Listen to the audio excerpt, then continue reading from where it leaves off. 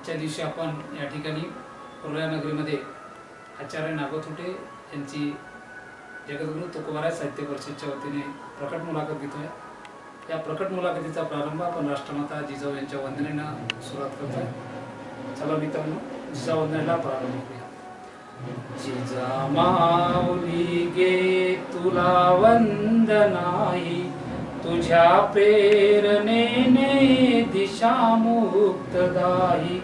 जिजामाऊली गे तुला वंदनाई, तुझ्या प्रेरणेने दिशा मुक्तदायी।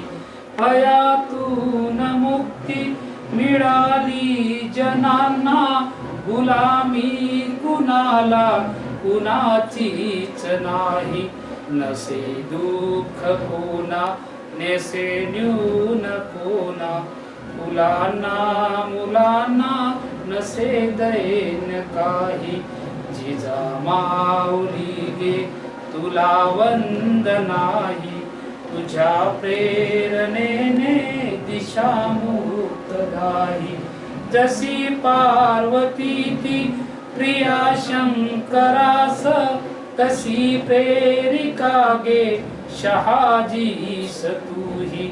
जसा संविभागी बळी पूर्व काळी, शिवाजी जनांच्या तसे चित्त देही। जिजामाऊली गे तुला वंदनाई, तुझ्या प्रेरणेने दिशा मुक्तदायी। तुझ्या संस्कृतीने तुझ्या जागृतीने, प्रकाशात नाती मनेही प्रवाही। तुला वंदिताना सुखी अंग अंग, खरा धर्म आता शिवाचाच पाही। खरा धर्म आता शिवाचाच पाही।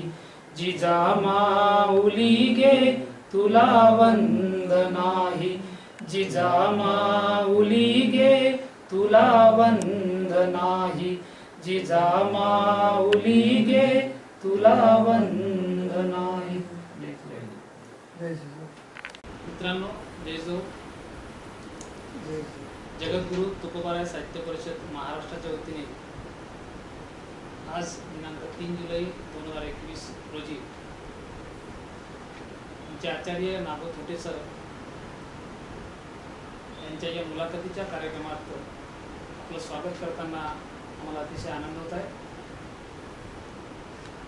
जगद्गुरु तुकोबाराय साहित्य परिषदेच्या वतीने या ठिकाणी मुलाखत घेण्याकरता प्राध्यापक डॉक्टर संतोष डाकरे अंबागड आणि मी संजय गोडे आम्ही साहित्य परिषदेच्या वतीने आपल्या सर्वांचं परत एकदा या ठिकाणी स्वागत करीत आहे। मला या ठिकाणी सांगताना विशेष आनंद होईल, या प्रकट मुलाखतीची संकल्पना साहित्य परिषद महाराष्ट्राच्या अध्यक्षा डॉक्टर निर्मला पाटील, त्याचसोबत या मुलाखतीच्या या कार्यक्रमाला नागपूर विभागीय अध्यक्षा माननीय दत्तात्रय गुंडे यांचा पुढाकार राहिला। विशेष करून या प्रकट मुलाखतीकरता नागपूर जिल्ह्याचे अध्यक्ष प्राध्यापक संजय कुंटेकर यांनी विशेष परिश्रम घेतले। मित्रांनो, आज 3 जुलै 2021 मला सांगताना अतिशय आनंद होईल। मराठीचा आणि भक्ती संप्रदायाचा झेंडा ज्यांनी पंजाबपर्यंत रोवला, ते भक्ती संप्रदायाचे जनक म्हणूया संत नामदेव यांचा आज स्मृतिदिन आहे। आज म्हणजे 3 जुलै 1350 रोजी त्यांनी या मातीमध्ये देह ठेवला। सोबतच आजचा दिवस परत एका वेगळ्या कारणानं ऐतिहासिक असा आहे। 3 जुलै 1851 या दिवशी महात्मा फुले यांनी बहुजनांसाठी पहिली शाळा पुणे येथे सुरू केली। म्हणूनच आजचा दिवस अत्यंत ऐतिहासिक आणि महत्त्वाचा आहे। परत एकदा जगद्गुरु तुकोबाराय साहित्य परिषदेच्या वतीने या मुलाखतीच्या कार्यक्रमात आपल्या सर्व श्रोत्यांचं आम्ही या ठिकाणी स्वागत करीत आहे। ही मुलाखत सुरुवात करण्यापूर्वी या ठिकाणी आचार्य नागोथुटे सर यांचं स्वागत या ठिकाणी मनोज बोबडे लिखित मी आनंदी सुखी हे एक आत्मकथन देऊन आपण करतोय।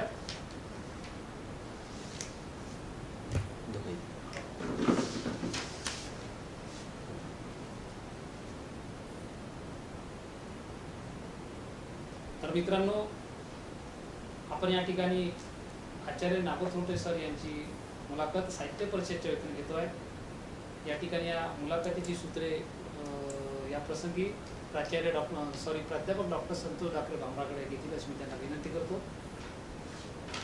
धन्यवाद संजीव। नमस्कार, मी प्राध्यापक संतोष संभाजी डाकरे आपल्या सर्वांचे जगद्गुरू तुकोबाराय साहित्य परिषदेच्या या यूट्यूब चॅनलवर स्वागत करतो। आज आपल्यासोबत आहे सुप्रसिद्ध साहित्यिक आदरणीय श्री नागो थोटे, जे थोटे गुरुजी म्हणून सर्वत्र परिचित आहे। साहित्य क्षेत्रातील भीष्माचार्य असं जर त्यांना म्हटलं तर ती अतिशयोक्ती ठरणार नाही। पेशाने शिक्षक असलेल्या गुरुजींची साहित्य क्षेत्रातील गगनभरारी ही वाखाणण्याजोगी आहे। ज्या निष्ठेने त्यांनी शिक्षण क्षेत्राची सेवा केली, विद्यार्थी घडवले, तीच निष्ठा आणि तीच सेवा त्यांची साहित्याप्रती आहे। शिक्षणामधील एक शिक्षक म्हणून, एक साने गुरुजी म्हणूनच त्यांच्याकडे आदराने बघितले जाते। त्यांच्या वैयक्तिक आयुष्याबद्दल सांगायचं झाल्यास त्यांना अपत्य प्राप्ती झाली नाही, मात्र त्यांचे विद्यार्थी आजवर घडवलेले लाखो विद्यार्थी, हजारो विद्यार्थी ही त्यांची अपत्य आहेत। आणि दुसऱ्या भाषेत सांगायचं झाल्यास तर त्यांची ग्रंथसंपदा हीच त्यांची अपत्य आहेत आणि त्यांची साहित्य सेवा इतर सर्व जगाने बघितलेलीच आहे, कारण आंतरराष्ट्रीय स्तरावर सुद्धा त्यांचा गौरव झालेला आहे। गुरुजींची साहित्य संपदा मोठी आहे, म्हणजे एक लहान तोंडी मोठा घास होईल की मी त्यांची परिचय मी करून देत आहोत। तरीसुद्धा या यूट्यूब चॅनलवर जे लोक जुळणार आहेत त्यांना या साहित्य क्षेत्रातील भीष्माचार्यांच्या कार्याची माहिती व्हावी या उद्देशाने मी ही त्यांचा परिचय करून देत आहोत। गुरुजींची साहित्य संपदा आहेत, त्यांची 45 पुस्तके प्रकाशित झालेली आहेत। त्यांच्या साहित्यावर समीक्षात्मक आणि आस्वादक अशा स्वरूपाची 11 पुस्तके प्रकाशित झालेली आहेत। साहित्य क्षेत्राशी संबंधित अनेक संस्थांशी ते जुळलेले आहेत। अनेक संस्थांचे अध्यक्षपद आणि सदस्यपद त्यांनी भूषवलेले आहेत। राष्ट्रीय आणि आंतरराष्ट्रीय स्तरावरील अनेक पुरस्कारांचे ते मानकरी सुद्धा आहेत। त्यांच्या कार्याची दखल आकाशवाणीसह दूरचित्रवाणी आणि अनेक महत्त्वपूर्ण वृत्तपत्रांनी घेतलेले आहेत। झाडीबोलीतील पहिले पुस्तक सपन धून प्रकाशित करण्याचा बहुमान त्यांच्या नावावर आहे।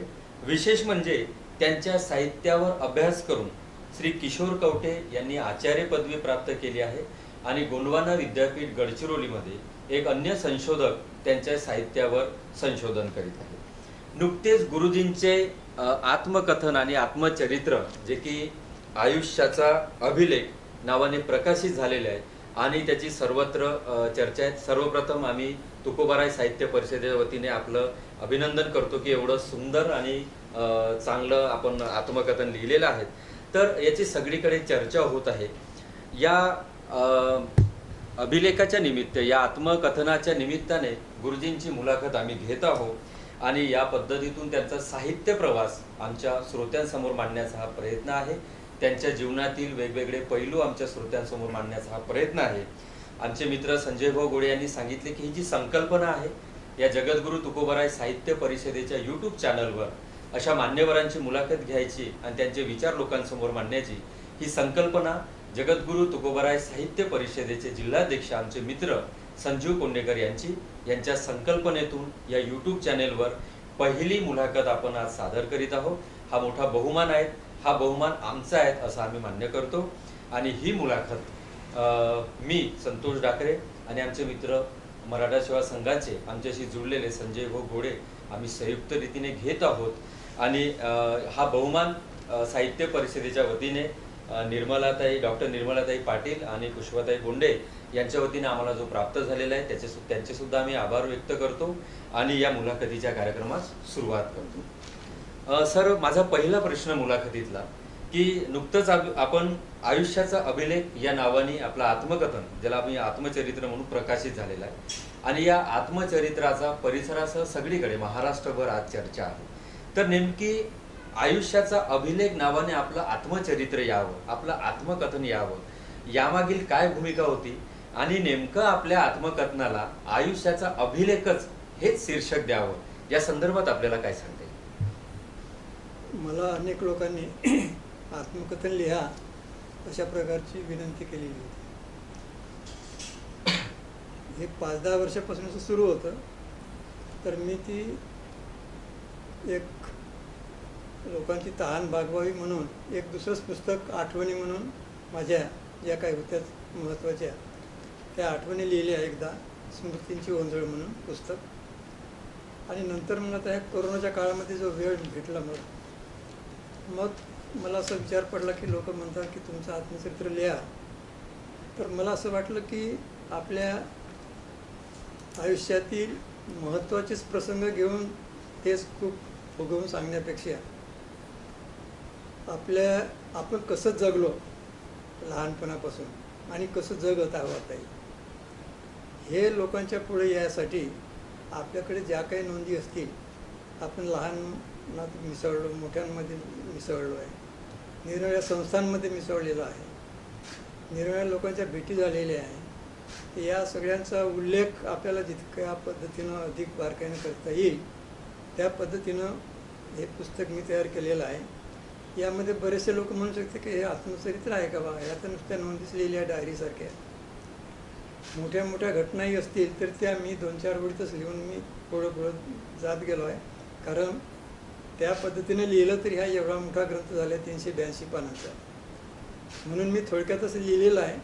परंतु याच्यावरून कोणालाही माझं जगणं कळते हे मला दाखवायचं आहे. एखादा साहित्यिक, एखादी व्यक्ती एक जगली कशी याचं जे बारकावे आहे ते मांडण्याचा मी विशेष प्रयत्न केलेला आहे.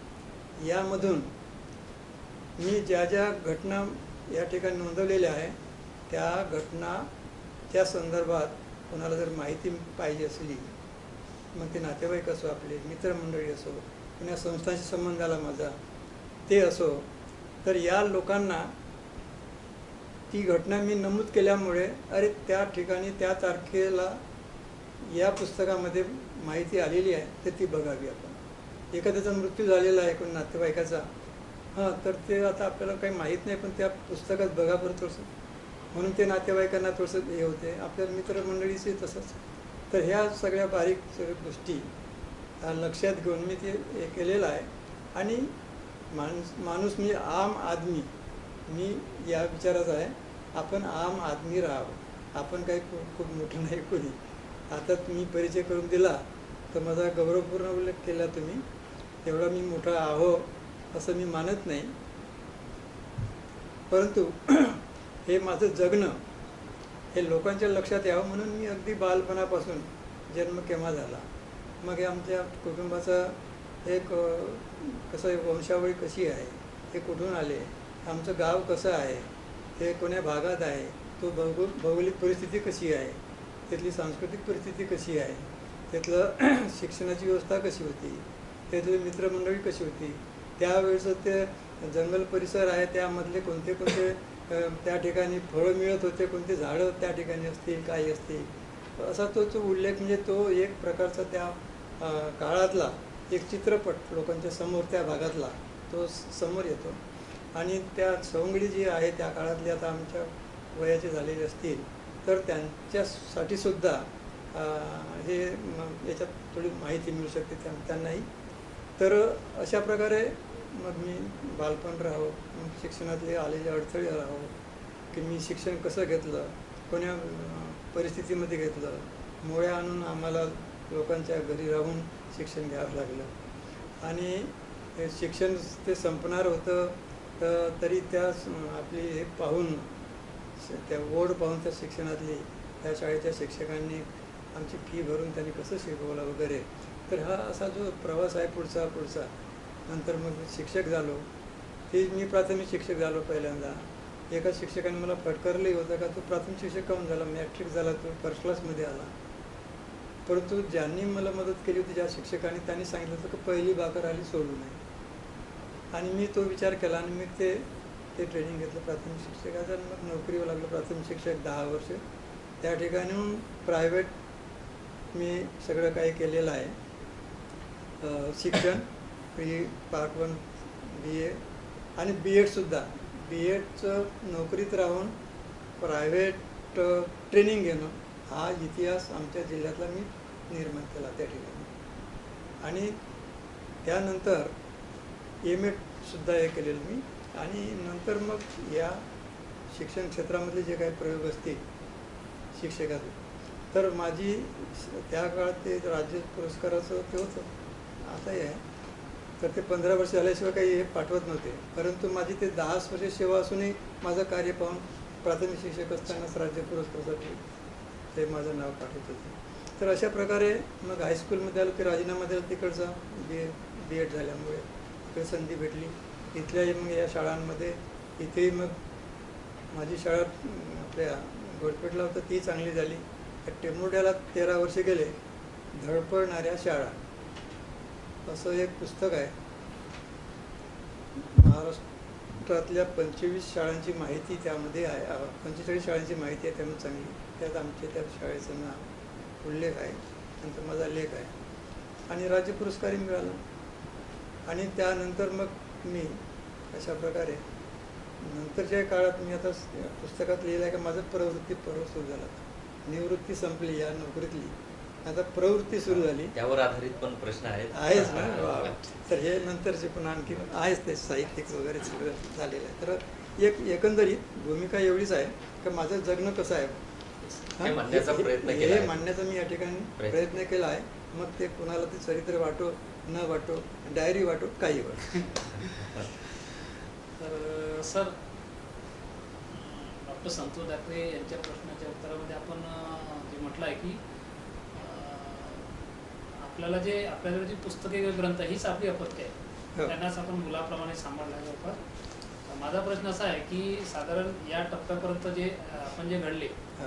तरी पण आपलं प्रत्यक्षात बालपण, त्याच्यानंतर जी जडणघडण झाली आणि कौटुंबिक पार्श्वभूमी, जसे आई वडील ते काय करत होते वगैरे, ही याच्याविषयी आम्हाला थोडंसं उत्सुकता, त्याच्याविषयी सांगा. हो, त्याविषयी मी आपल्या वडिलाला मी कधी पाहिलेलं नाही. त्याचा चेहराही पाहिला नाही, काही नाही. फक्त आईला पाहिलं. आणि भाऊ होते, चुलत भाऊ, पण ते सख्या भावासारखेच होते. त्यांनी शिक्षण वगैरे केलं आमचं. आणि भावाची वहिनी, त्या वहिनी थोडं कडक होते. तिनं काही आम्हाला तेवढं काही खूप हे नाही केलं, परंतु नाहीपेक्षा सांभाळलं तरी आम्हाला. आणि त्या काळामध्ये आमची जी परिस्थिती होती ती गरिबीची होती. आमचे आजोबा होते, त्यांच्यावर कर्ज होतं पुष्कळ. लोकांचं म्हणजे शासनाचं जे कर्ज होतं काही, तर ते कोणी मागासाठी आले किंवा सावकाराचे लोक आले आणि थोडंसं माहीत झाली, सुख लागली की आमचे आजोबा जंगलात जाऊन लपत पाहिजे. हे सगळं माहीत आहे. पळून जावं लागेल. ते पळून जात होते तिकडे. आणि मग आम्हाला सांगायला लागत होतं, म्हणजे आमच्या घरचे लोक सांगायचे का तिथं नाही आहे, इथं घरी नाही आहे. तर अशा प्रकारची ती परिस्थिती त्यावेळची. आणि मग आमच्यात मी गावठी शाळेत पहिल्यांदा मी प्रवेश घेतला होता. त्यावेळी माधवराव तराळे म्हणून होते, महादेव तराळे, एक गावठी शाळा चालवायची. त्यांना काही धान्य वगैरे द्यायचं. आणि मग आम्ही तिथं जाऊन पाहत होतो. थोडंसं स्वेच्छेने चालवायची ते स्वेच्छेने चालवायचे. आणि त्या ठिकाणी काही त्या गावातले लोक यायचे, त्यांना मग धान्य वगैरे द्यायचं. ते आपले त्याकडे बाकीचे माली लोकांना किंवा भूमक लोकांना आपण दानी वाटत होतो, त्यासारखे ते दानीसारखं तेव्हाची संस्कृती. तर तेव्हाची ती संस्कृती. तर ते आम्ही तर अशा प्रकारे आपण त्या गावठी शाळेत गेल्यानंतर तिथे मी काही दिवस शिकलो, काही महिने. आणि नंतर मग प्राथमिक शाळा वाहनगावला जी होती त्याकडे गेलो मी. तिथे मग भावानं शिकवलं थोडंसं. भावाचं लक्ष होतं आपल्या शिक्षणाकडे वगैरे. आणि त्याच्याच भावाच्याच पुढाकारानं मला माध्यमिक शाळेसाठी या वरोऱ्याला, त्याच गावची एक आमची बाई इथं वरोऱ्याला दिली होती. त्यांच्याकडे त्यांनी विचारणा केली. आणि त्या बाईनं ते घरी बसूनसुद्धा मजूर त्यांनी ठेवण्याचा प्रयत्न केला. तर त्या बालपणामध्ये मला जे मित्र मिळाले त्या काळातले त्या आठवणी पुष्कळ आहे आता.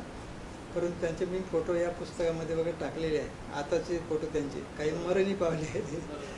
तर तो काळ एक तो त्यावेळचं नैसर्गिक जे वातावरण वाटे, त्या काळातलं जे त्यावेळच्या येरुण्या राव, घाटोरल्या राव, टेंभरं राव, हे जे मेवा म्हणतो आपण, रानमेवा, याचा आम्हाला चांगला आस्वाद त्यावेळी घेता आला. आणि आमची आई जागली जात होती त्यावेळी. बालपणी आमच्या बालपणी तर त्या शेतावर तिच्यासोबत मला जावं लागेल. एक वेळा आमची आई तिथं असताना एक कोणीतरी भामटा आला होता थोडंसं वेगळ्या विचारानं वगैरे, तर आमच्या आईनं असा एक विळा काढला आणि असा जोरानं आवाज केला का तो गावात पोहोचला आणि गावात ते त्या शिव असा पसरला त्या रात्रीची वेळ. आणि मग आमचा ते भाऊ वगैरे ते आले होते. तर त्या आईचे संस्कार आईच्यासोबत अशा प्रकारे म्हणजे रात्री त्यासोबत झोपणे शेतावर. तर हे त्या जंगलात आम्ही आपले गुरं चारायला जावं लागत होतं, शेतीवर जायचं. आमचा भाऊ बिमार पडला तर त्यावेळी मी शाळेत शिकत असताना माध्यमिक शाळेत असं सुट्टीवर गेलो का मग त्याचं वखर आणायला लागेल स्वतः काही. तर हे बालपण म्हणजे चांगलं मजेत गेलं. पोळ्याच्या दिवशी किंवा अशा दुसऱ्या दसऱ्याच्या वेळी त्या वडील लोकांच्या पाया पडणं वगैरे त्याकडची संस्कृती ते वगैरे ते अनुभव.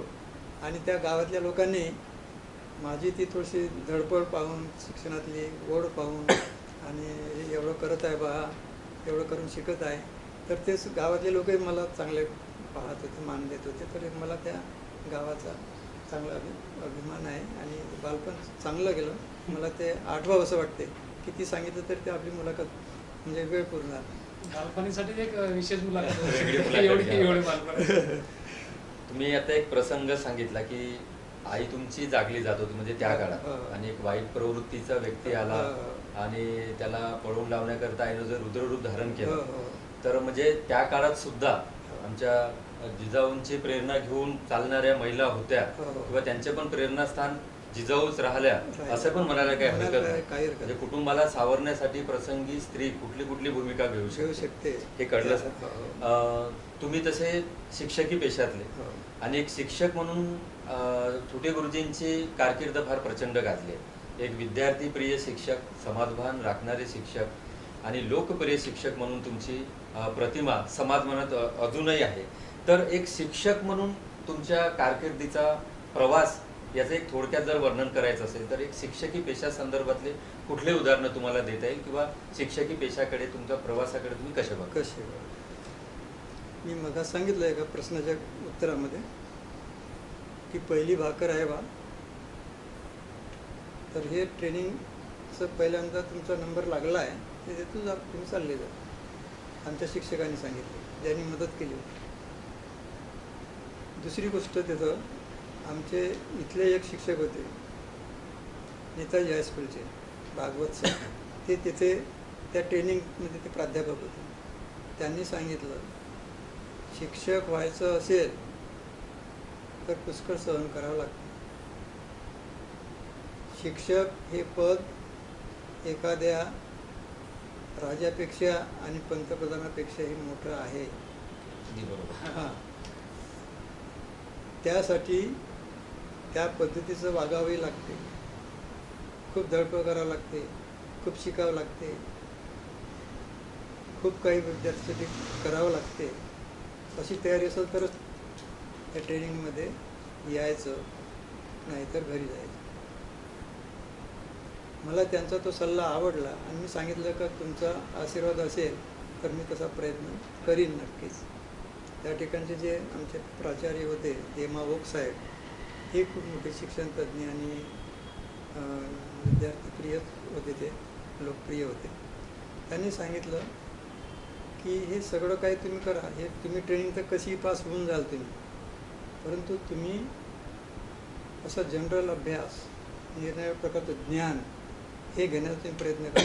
तुम्ही मग हे मासिक वाचता का, ते तुम्ही पुस्तक वाचता का, अशा प्रकारचं ते जेव्हा एखादा पिरियड ऑफ राहायचा तेव्हा ते यायचे, तेव्हा ते सांगितलं. तर मला त्यांचा एक संदेश माझ्या डोक्यात भिनून राहिला की आपण ज्ञान मिळवायचं, ज्ञानाची शिदोरी ठेवायची, ती केव्हा कामी पडेल काही सांगता येत नाही. आणि म्हणून मी मग जेव्हा प्राथमिक शिक्षक झालो तेव्हा BA व्हायचा मी प्रयत्न केला. त्यावेळी तिथल्या लोकांनी सांगितलं की आता तर प्रायमरी टीचर झाला आहे, आता ह्या BAची इथं काही गरज नाही, कशाला फालतू त्रास घेते, कशाला रात्री जागते. तरी मी तो प्रायव्हेट अभ्यास केला आणि ते BA BEd करून हायस्कूलच्या शिक्षकाची पात्रता मिळवली. आणि त्यानंतर इथं चान्स मिळाला. आता इथे आल्यानंतरही इथे असताना मी जे नोकरी सांभाळायला पाहिजे ती नोकरी सांभाळूनच सगळं शिक्षण वगैरे केलेलं आहे. कारण तिथल्या लोकांना तुम्ही आत्ताही जरी जाऊन विचारलं तर त्यांना बाकीचे कोणतेच नावं लक्षात राहणार नाही. एक तर थुट्टे सर आणि एक आमचे जांगडे सर ते मुख्याध्यापक होते. ते जांगडे सरही चांगले होते, आदर्श. मला त्यांची प्रेरणा भेटली तिथून. तर ते आणि नंतर मी इकडे जे आलो हायस्कूलमध्ये तर इकडे घोडपेठराव, टेनमुडाराव आणि वरोराराव शेवट 3 शाळांमध्ये. तर या तिन्ही शाळांमध्ये मी नवनवीन प्रयोग करण्याचा प्रयत्न करत गेलो विद्यार्थ्यांसाठी. म्हणजे एखादी कोणाचा लेख आला नवीन संकल्पनेवरचा कोणत्या शैक्षणिक मासिकांमधला तर तो प्रयोग करून पाहायचा जो कोणी कधी केलेला नसेल. त्या तिकडच्या पश्चिम महाराष्ट्रातले वगैरे प्रयोग तिकडून तयार असेल. तर असे प्रयोग करता करता मग नवीन शैक्षणिक धोरण आलं 1986 सालचं. तर त्या काळात मग ते ट्रेनिंग सुरू झाले त्या धोरणावर आधारित. तर त्या ठिकाणी आमच्या शाळेतले टेमोडा शाळेतले जे शिक्षक ट्रेनिंगला गेले तर तिथे त्यांना जे प्रयोग शिकवत होते ते आमच्या शाळेत अगोदरपासून सुरू होते. आणि हे सांगत होते का हे तर आमच्या शाळेत सुरूच आहे.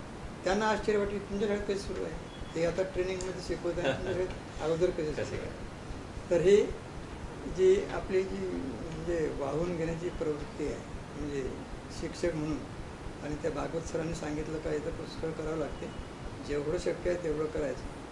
मग हे नुसतं पुस्तकी शिक्षण नाही तर मुलांचं मग श्रमदान राहावं, सेवाभाव राहावं. यासाठी मग स्काउटिंग चळवळ राहावं की समाजसेवेचे जे विषय असो त्याचासुद्धा म्हणजे शिबिरं लावून हे करून किंवा कोणतं लोकांची कामं करायची. शाळा ही लोकांच्या उपयोगी किती पडू शकते, शाळा समाजाभिमुख कशी होऊ शकते याचे मी जास्तीत जास्त प्रयत्न केले. कोणाचं लग्न आहे का, तुम्हाला पाहिजे का आमचं पथक, काही जेवण वाढू लागायला वगैरे काही पाहिजे तर सांगा, कोणती विहीर साफ करायची आहे हे. तर हे अशा प्रकारचं ते समाजातल्या लोकांना ती शाळा आपली वाटायला लागली. आणि त्यातून मग आता विद्यार्थी चांगले घडले, विद्यार्थ्यांना संस्कार चांगले झाले. सांस्कृतिक कार्यक्रम निराळे कलात्मक त्यांच्यामध्ये जे काय असेल, मी सांगितलं का सर्व छात्र सहभाग हे माझं तत्त्व आहे. सर्व छात्र सहभाग याचा अर्थ असा की प्रत्येक विद्यार्थ्याला वाटलं पाहिजे का मी काहीतरी आहे आणि मी काहीतरी करत आहोत आणि माझ्याकडे कोणाचं तरी लक्ष आहे. 60चा वर्ग असेल, 80चा वर्ग असेल, या प्रत्येकाला वाटलं पाहिजे का माझ्याकडे कोणीतरी पाहत आहे, माझी दखल घेत आहे. आणि म्हणून मग कोणामध्ये कोणता गुण आहे असं शोधून काढण्याचा प्रयत्न केला. आणि प्रत्येकाला मग ते श्रमदानात असेल ज्याला बाकीचं काही समजत नाही पण तो काम नुसतं करतो त्याला त्याचं कौतुक झालं पाहिजे. त्याच्यामुळे तो पुढं त्याच्यात दिसला पाहिजे. कोणाला सांस्कृतिक कार्यक्रमामध्ये, कोणाला दुसऱ्या कलेमध्ये, कोणी चित्रकलेमध्ये, कोणी लेखन कलेमध्ये. लेखन कला म्हणजे हस्तलिखित मासिक लिहिण्याचा उपक्रम मी आपल्या शाळेत सुरू केला त्या काळामध्ये. आणि त्यासाठी मग त्या शिक्षकांनाही लिहायला लावलं, तुम्ही लिहा. त्या विद्यार्थ्यांनाही थोडंसं लिहायला तयार करायचं आपल्याला. तर त्यासाठी मग हे मोठे मोठे साहित्यिक जे आहे, मोदा देशमुख राव, ते आणखी कोणी राव, त्यांना मी बोलवून त्याचं प्रकाशन करत गेलं. अच्छा. हां. आणि हस्तलिखिताचं प्रकाशन करत गेलं. आणि निकाल पुन्हा आणखी त्यासाठी स्पेशल वर्ग घ्यायचे. आणि मग जे इन्स्पेक्टर लोक वगैरे यायचे शाळा तपासणी करता वगैरे, त्यांना मी सगळे आपले उपक्रम सांगितले. तुम्ही म्हणजे पश्चिम महाराष्ट्रात गेले होते का म्हणजे कशाला म्हटलं नाही, हे इतकं अशा पद्धतीचं सांगणं आणि इतक्या पद्धतीचं या पद्धतशीर मांडणं म्हणजे त्यांना फोटोग्राफ दाखवायचे आपले कार्यक्रमातले किंवा काही का करता आम्ही, कोणते उपक्रम सुरू आहे त्यांनी विचारलं. तर याच्यावर लिहायला की त्यांच्या कागदावर या शाळेत हे उपक्रम सुरू आहे. तर मी लिहिणं सुरू केलं आणि त्यांचा कागद संपून गेला. आणखी किती राहिले म्हणजे मला दुसरा कागद घ्यायला लागते. पंचायत व्हायची. 27 उपक्रम त्या शाळेत सुरू होते. हां. तर ते अशा प्रकारे आपल्याला जे जे शक्य आहे त्या मुलांनाही पुढं नेणे आणि शिक्षकांमध्ये जे काही असेल कलागुण असेल त्यांना त्या पद्धतीचे कोणते साहित्यिक गुण असेल त्याला त्या पद्धतीने कोणाला भाषण कला असेल कोणाची, त्याला त्या पद्धतीने दुसरीकडे पाठवायचं. आता डायट तर्फे जे शिबिर वगैरे झालं होतं त्यासाठी आमच्या शाळेचे शिक्षक पाठवले होते त्या ठिकाणी. त्यांना आम्ही त्यांचं स्वागत कशानं केलं, मग त्याचं शाळेतर्फे पुष्पगुच्छानं नाही केलं, तर हे जे कोथिंबीर राहते आपली, कोथिंबीरचं एक जुडी चांगली मोठी, हां. ते घेऊन गेलो त्यांचं स्वागत केलं. म्हणजे शाळेत आम्ही शाळेत आले, शाळेतल्या परसबाग लावली परसबागेत होती, झालेलं. अच्छा. फुलबाग लावली होती, हां. परसबाग लावली होती. तर अशा प्रकारचं जे जे होईल ते करता आलं. आणि अशा प्रकारे ते लोकांनी आपल्याला प्रिय मानलं म्हणा, काही म्हणा, अजूनही ते आठवणी करतात. जिथे होते तिथं विद्यार्थी आहे आणि ज्यांच्याही संबंध आला. आणि बाकीचे पुन्हा लोकांनी मान्यता दिली. मला प्रत्येक वेळी बोलवत होते शैक्षणिक शैक्षणिक कार्यक्रम, कार्यक्रम. शासकीय स्तरावर. आताही बोलावते. आता राष्ट्रीय पुरस्कारासाठी जे शिक्षकांची निवड करण्याचं जे जिल्हा स्तरावर कमिटी असते त्याच्यामध्ये कलेक्टरचा प्रतिनिधी म्हणून मला बोलवतात. अच्छा. अजूनही 3 वर्ष झाले सतत. आता तर यावर्षी का करते का सांगा. तर हा जो प्रवास उलगडला गुरुजी आपण, हो.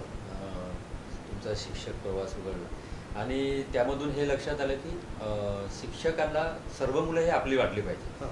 80 विद्यार्थी संख्येच्या वर्गातूनही प्रत्येकाच्या कोणते कलागुण आहेत हे तुम्ही काढून घेतले त्यांच्याकडून, नवीन नवीन उपक्रम सुरू केले आणि त्यानंतर शिक्षकांकडून सुद्धा तुम्ही त्यांचे कलागुण जाणून नवीन नवीन उपक्रम सुरू केले आणि ते प्रत्यक्षात आणले आणि महाराष्ट्रामध्येही तुमच्या त्या शैक्षणिक उपक्रमाची वाहवा झाली, स्तुती झाली आणि मॉडेल म्हणून स्वीकारण्यात पण आले. तर एकंदरीत हा जो तुमचा शैक्षणिक प्रवास 60, 70, 80, 90 आणि तो 100व्या दशकात संपला, म्हणजे 97 मध्ये तुम्ही निवृत्त झाला. तर एकंदरीत तेव्हाची शैक्षणिक पद्धती आणि आता निवृत्तीनंतर तुम्ही जे हे शिक्षण पद्धती पाहता, तर आजच्या शिक्षण पद्धतीकडे कसे बघता तुम्ही, काय फरक जाणवतो? आजची शिक्षण पद्धती तशी आपण उपयोगात आणतो म्हणलं तर चांगलीच आहे. कारण आताच्या काळामध्ये, आमच्या काळामध्ये जे तंत्रज्ञान नव्हतं अवगत, त्या काळात उपलब्ध नव्हतं, ते आता आज उपलब्ध आहे. त्यामुळे अगदी चांगल्या पद्धतीनं पुन्हा आणखी ती अध्यापन पद्धती आपण स्वीकारू शकतो किंवा त्या पद्धतीने शिक्षण देऊ शकतो असं मला वाटते. परंतु मला एक जाणवते की हे सगळं साधनं सगळी आलेली आहे. शिक्षकांचे पगारही त्या मानानं चांगले झालेले आहे.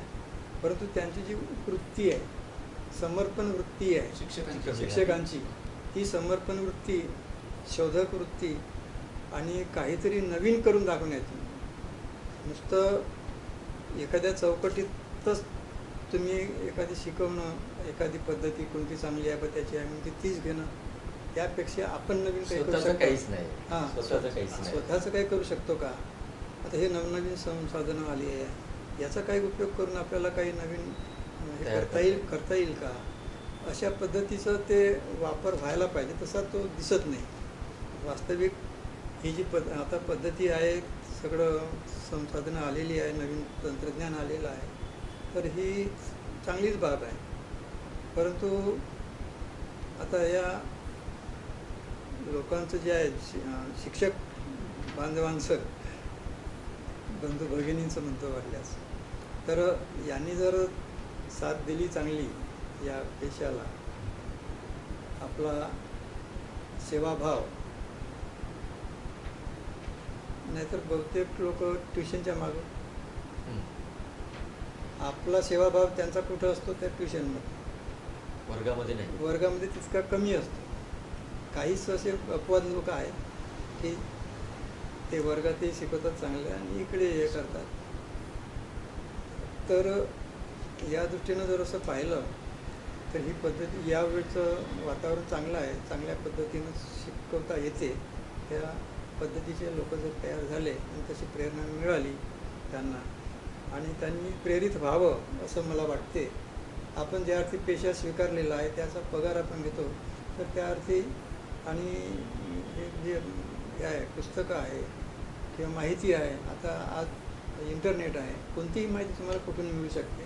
त्यामुळे तुम्ही अधिक चांगल्या पद्धतीनं, अधिक वेगानं, अधिक कौशल्यानं शिकू शकते असं मला वाटतं. सर, आपण जे आता हा जो आता ज्या प्रश्नाचं आपण उत्तर दिलं की शिक्षकांमध्ये नवीन काही मिळवण्याची प्रवृत्ती नाही आहे आणि या पद्धतीने गेलं तर आणि एक वास्तव असंही लक्षात येते की शिक्षकांमध्ये ज्ञानार्जनाचं प्रमाण कमी झालं आहे. काही सन्माननीय पद असतील आणि ज्ञानार्जनाचं प्रमाण कमी असल्यामुळे लोकांचा एक शिक्षकांकडे बघण्याचा दृष्टिकोन फार वेगळा झालेला आहे. म्हणजे तुम्ही ज्या काळाचा विचार करता, तुम्ही ज्या काळामध्ये तुम्ही अध्यापन केलं तो काळ साधारण एक 15-20 वर्षापूर्वीच्या मागे गेलो आणि आताचा काळ. तर आताचा शिक्षक हा फक्त नोकरदार वर्गासारखा झाला असं आम्हाला वाटते. आपल्या याच्यावर काय मत आहे? म्हणजे साधारण ज्ञानार्जन करणे, ते विद्यार्थ्यांपर्यंत पोहोचवणे आणि ह्या सगळ्यांचा परिणाम एक समाधान होत असतो. त्याच्यामुळे शिक्षकांकडे पाहण्याचा दृष्टिकोन जो आपल्या काळात जो होता एक रिस्पेक्टेबल तो राहिला नाही असं मला वाटते. ही एक खंत आहे. हो बरोबर आहे, ते तुमचं म्हणणं बरोबर आहे. कारण आता जे शिक्षक लोक आहेत त्यांच्याकडे 4 व्हीलर्स लागले आहे. प्राथमिक शिक्षक असून 4 व्हीलर्स लागले आहे. ते 4 चाकी गाडीने येतात. भौतिकदृष्ट्या सुविधा त्यांच्या वाढलेल्या आहे. पण त्यांच्या शाळेतलं जे अध्यापन आहे ते अध्यापन बघता ते ज्ञान संपन्न झाले नाही. ते त्यांची जी ज्ञान समृद्धी व्हायला पाहिजे त्या ती पद्धतीची बाकीची जी त्यांनी भौतिक समृद्धी हां, मिळवली हां. त्याच्याबद्दल काही वाद हां, नाही. हां. 4 चाकी मिळाली असणं चांगलं आहे. पाहिजे. तुम्हाला वेगानं जाता येते, येता येते, पालकांशी बोलता येते, तुमचा पालक संपर्क वाढू शकते तुमच्याकडे साधन असल्यामुळे. त्यामुळे परंतु ही जी मनोवृत्ती आपली विद्यार्थ्यांना घडवण्याची ती मग सांगितल्याप्रमाणे ती थोडीशी कमी वाटते आणि ते तुम्ही सांगितलं ते बरोबरच आहे. आता त्यासाठी काय करायला पाहिजे? आता त्यासाठी दुसरे आता शासनातर्फे कोणते निर्बंध लावतं म्हटलं, माग पुरके सरांनी लावून पाहिले होते. तर संघटना उभ्या होतात विरोधात गेल्या. संघटना विरोधात जाते. तर अशा याच्यामध्ये आपण त्या संघटनेचा वगैरे काही विचार न करता आपण एक मानवीय दृष्टिकोन जर लक्षात घेतला तर शिक्षकांनीच किंवा संघटनांनी, मी माझ्या त्या शैक्षणिक चिंतनमध्ये संघटनांची कर्तव्य काय आहे हे सांगितलं होतं. नुसते आपले हक्क तर मागायचेच, पण आपले कर्तव्य अधिक किती प्रमाणात आपल्याला जपता येईल, करता येईल या पद्धतीचंही त्यांचंही मार्गदर्शन पाहिजे संघटनांचं सुद्धा.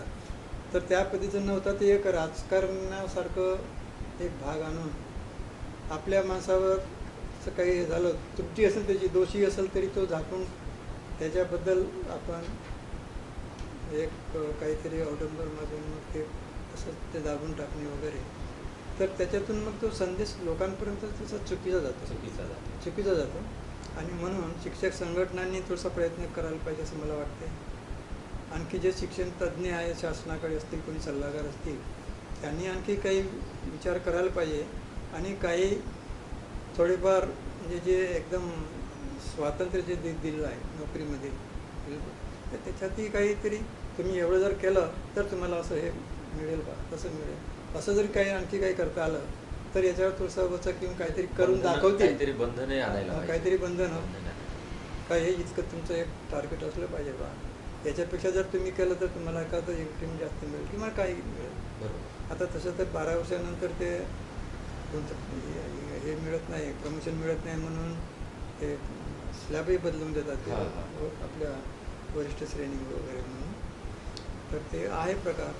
मी मागं एक सूचना केली होती काही म्हणजे शासनाकडे काही सूचना केल्या. त्यापैकी एक होती का आमच्या शिक्षकांना चांगल्या शाळा बघता याव्या, जिथं चांगलं असेल ते बघता यावं त्यासाठी योजना आणायला पाहिजे. NTCची ती योजना होती.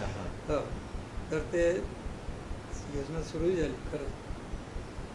परंतु लोक असं म्हणाल घरच्या घरूनच ते बिल लावून द्यायचे. मी तिथं गेलो, इथं आलो हां, आणि हे लक्षात जेव्हा आलं शासनाच्या ते बंद टाकले.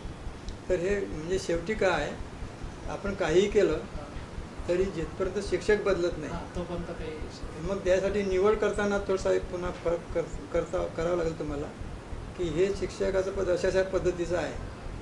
निवड करणारी ते त्याच पद्धतीचे पाहिजे. आजकाल निवड राजकीय पद्धती नव्हते, कोणत्याही नेमणुकीसाठी वगैरे आर्थिक गणित असतं, आर्थिक गणित असते काय वगैरे. तर ते सोडून शिक्षकांनी आपली प्रवृत्ती जर बदलली, सेवावृत्ती जर दाखवली, समर्पण वृत्ती दाखवली, हे माझं कर्तव्य आहे बा, मी याचा पगार घेतो असं जर म्हटलं तर ते शिक्षण होऊ शकते. क्षेत्राचा तो विकास त्यांचा सन्मानपणा वाढू शकतो. जो तुम्ही म्हणता लोकांमध्ये कमी झाला आहे, तर तो सन्मान वाढवासाठी या प्रत्येकानं जर आपण हे केलं, आता एकाने जरी दारू पिली एखाद्या शिक्षकानं, तरी ते पूर्ण शिक्षकावर ते लांछन आल्यासारखं होते. आणि म्हणून ते असे प्रसंगच येणार नाही. आणि तसे झालेच तर त्यावर शिक्षक संघटना आहे किंवा बाकीचे जे त्यातले ज्येष्ठ लोक असतील त्यांनी हे करून असं करायला पाहिजे, तरच ते होईल. नाहीतर मग जेणे माझ्या मागल्या तसंच चालूच राहील पुढे. त्याला काही इलाज नाही मग शेवटी. सर परत याच प्रश्नाला डॉक्टर संतोष दाखले यांच्या अनुमतीने मी एक जोड प्रश्न परत विचारतो. विचारा. जसं आपण आता म्हटलं की शिक्षक तो ज्ञान लासून राहिलेला नाही आहे हां. किंवा तो एक नोकरदार वर्गासारखा झाला आहे सर. फक्त आपली नोकरी करण्यापुरता तो हे करतो. दुसरीकडे वास्तव असं आहे की गेल्या काही वर्षामध्ये शासनाकडून अनेक शिक्षणबाह्य कामं शिक्षकांकडे आलेली आहेत. शिक्षक संघटना, सामाजिक संघटना याची पण ओरड करत असतात. त्याच्या मला असं वाटते की त्यापुढे जाऊन शासनाच्या वतीने असं काहीतरी शिक्षकांवरती जो शाळाबाह्य कामाचा जो बोजा आहे तो पण कमी व्हावा असं वाटत नाही कसं? हो हो. शिक्षकांना शाळाबाह्य कामं देऊ नये. कारण एकेकाळी ते ठीक होतं. एकेकाळी शिकलेली माणसं मिळत नव्हते आणि त्यासाठी शिकलेलेच माणसं पाहिजे होते. आणि त्यासाठी गावातला एक शिक्षक हा त्याच्यामध्ये घटक मुख्य होता. परंतु सध्याच्या काळामध्ये अनेक तरुण शिकलेले आहेत. त्या तरुणांना जर शासनानं जर कामी लावलं अशा, तर हा जो बोजा आहे शिक्षकांवरचा कमी होईल आणि त्यांना आपल्या शैक्षणिक कामामध्ये अधिक लक्ष देता येईल. हे बरोबर आहे एक मुद्दा तुमचा की सरकारसुद्धा त्यांच्या मागं तो ससेमिरा लावतात या अशा वेगळ्या बाह्य कामांचा वगैरे, तर तो कमी व्हायला पाहिजे. त्याच्याबद्दल काही वाद नाही. सर यानंतर एक आपण या साधारण आयुष्याच्या अभिलेखापर्यंत आपली एक ग्रंथ संपदाची निर्मिती झालेली आहे.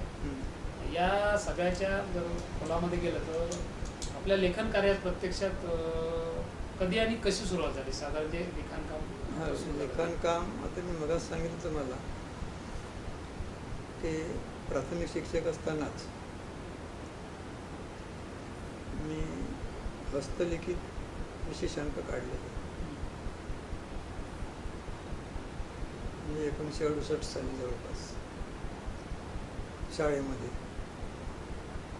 तर तेव्हापासून ते थोडंसं म्हणजे ते त्यावेळी लेखन कला म्हणता येणार नाही, परंतु आपली एक जे आवड किंवा आपले जे अहवाल आहे त्यांचं एक कुठंतरी असावा संग्रह, त्या दृष्टीने ते. दुसरी गोष्ट, त्यावेळी स्वागतगीतं वगैरे आपण कुठूनही आणत होतो. ते काही वर्ष चाललं. मग मला असं वाटायला लागलं का तेच ते स्वागतगीत असते आणि मग आपण जर त्या प्रसंगाला अनुसरून काही असं करता आलं, असं काही पद्य करता येईल का, कविता वगैरे, तर तशा प्रकारचं मी करून पाहिलं. त्याही प्राथमिक शिक्षक असताना. त्याला मी कविता म्हणत नाही, पण ते काहीतरी रचना करून पाहिल्या. शिकवताना सुद्धा मुलांना पहिलीच आणि तिसरी हे वर्ग मी शिकवायचं तिथं प्राथमिक. तर सूर्य उगवतो पूर्वेला आणि बुडतो पश्चिमेला, आणि डाव्या हाती उत्तरती, उजव्या हाती दक्षिणती. म्हणजे इकडे तोंड करून आपल्या मुलाला सांगितलं का त्याच्या चारही दिशा पाठ, कोणती दिशा कुठं आहे पहिलीच्या मुलाची. तर अशा प्रकारचं ते तेव्हापासून ते सुरू झालं होतं. म्हणजे एक प्रकारचं रचना तयार करण्याचं हे तंत्र. आणि नंतर मग इकडे हायस्कूलमध्ये जेव्हा आलो मी, तेव्हा याच स्तरावरचं काम सुरू होतं गोलपेठलाही. आणि मग टेमनुड्याला आलो तेव्हा मग एका थोड्याशा जाणकार शिक्षकानं एका कवितेला, सर ही तुमची आता कविता खूप झाली, ही कविता वाटते तुमची हां असं. म्हणून मी मग काय केलं का आतापर्यंत जे आपले झाले ते नुसते पद्यच होतं असं, पण कविता नव्हत्या.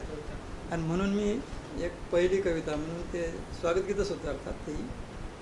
तर भावकळ्या तरारल्या, प्रेमापोटी फुलवरल्या, हृदय तंतू उकलले, बंध प्रीतीचे बांधले, केली दिव्य ही आरास, आणि रसिकांचे स्वागत असो, आपल्या स्वागत असो, सर्वांचे या स्वागत असो असं म्हटलं.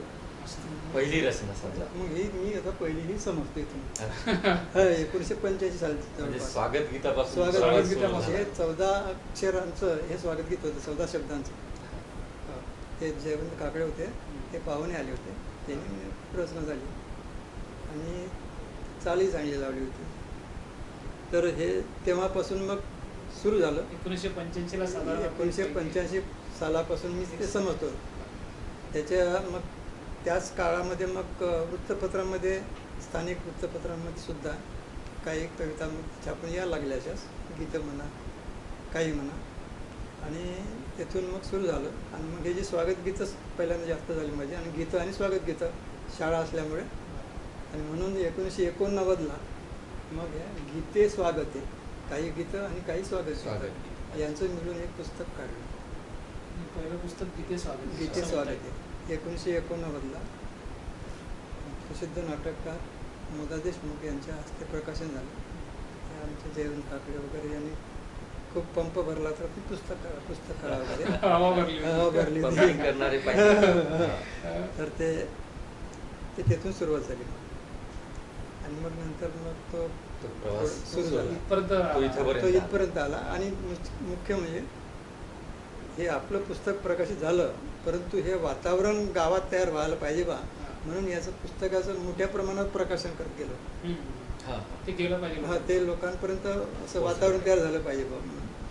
तर त्यामुळे खूप लोकही जमायचे. तर आपले पुन्हा संबंध लोकांशी प्रेमाचे असल्यामुळे हे छोटे गुरुजींची पत्रिका आहे तर त्याचं असं केलं पाहिजे. हे आपल्या डोक्यात राहावं का नाही. अशा असल्यामुळे ते जेवढे बोलावले तेवढे लोक राहायचे. आणि लोक म्हणायचे की बापरे एवढा कार्यक्रम या तुमच्या पुस्तकाच्या प्रकाशनाला. तर असं ते करता करता एक ते साहित्यिक वातावरण निर्माण करता आलं. मग पुढचे पुस्तकाच्याद्वारे असं सुरू अशीच ती सुरुवात झाली. एक आयुष्याचा अभिलेख मी चाळलाय, वाचलाय पूर्ण. हो. त्याच्यामध्ये शैक्षणिक प्रवासाच्या संदर्भात जेव्हा मी ते वाचलीत काही प्रकरणं, त्याच्यामध्ये एक धडपड मंच म्हणून असा एक उल्लेख आलेला आहे. तर नेमकं ही काय संकल्पना होती त्याबद्दल थोडक्यात सांगता येईल का? आमच्या काळामध्ये शिक्षण संचालक महाराष्ट्र राज्याचे माननीय V.V. चिपळूणकर साहेब होते. हा. त्यांची ही संकल्पना आहे. अच्छा. खरी म्हणजे त्यांनी सांगितलं आपल्या भाषणांमधून वगैरे का हा धडपड मंच शाळेमध्ये तयार व्हावा. ज्यांनी केला त्यांनी केला, नाही केला त्यांनी नाही केला, आम्ही केला. बरोबर. तर धडपड मंच याचा अर्थ असा की त्या धडपडी म्हणजे शैक्षणिक धडपडी, शैक्षणिक नवनवीन उपक्रम तुम्ही कोणते करता. तर ती शैक्षणिक धडपड ज्या कोणाची असेल त्याच्यातून असे वेगवेगळे प्रकार होते. काही एखाद्या शिक्षकाने वेगळा काही उपक्रम केला तर तो उपक्रम सांग इथं लोकांना येऊन त्या आपल्या मंचावर येऊन सांग. त्या धडपड व्यासपीठ म्हणजे धडपड मंच. गावातल्या 2-4 शाळा असेल तर त्यांचं ते धडपड व्यासपीठ राहायचं. पुन्हा त्या शाळेनं कोणते काही नवीन केलं असेल तर तुम्ही इथे येऊन सांगा. आणि अशा प्रकारे एक जे काही कोणी नवीन काही करत असेल ते इतरांनाही कळावं. त्यासाठीची जी धडपड होती. त्यासाठी ती धडपड होती. आणि त्या धडपडी तुम्ही कोणत्या केल्या त्याचा मग ते रिव्ह्यू घेत होते. कधी भेटीत आले ते शिक्षण संचालक वगैरे किंवा युवला वगैरे सांगायचे तर तुम्ही ते रिव्ह्यू घ्यायचा बघून. तर तो धडपड तो मंच होता. आणि मगच सांगितलं मला उपक्रम आमचे 28 किती उपक्रम आहे म्हणून. तर ते त्या पद्धतीचं ते वाढत गेले. मग या धडपडीतूनच मग उपक्रम जन्मास येत गेले. या धडपडीतून ते उपक्रम जन्मास येत गेले. त्याच्याही अगोदर सुरूच होते. पण त्यांनी म्हटल्यामुळे पुन्हा जास्तीचं त्याला प्रोत्साहन मिळालं. सर 26 जानेवारी 1986ला आपण महाराष्ट्र शासनाचा राज्यस्तरीय शिक्षक पुरस्कार प्राप्त झाला. तो अनुभव कसा होता?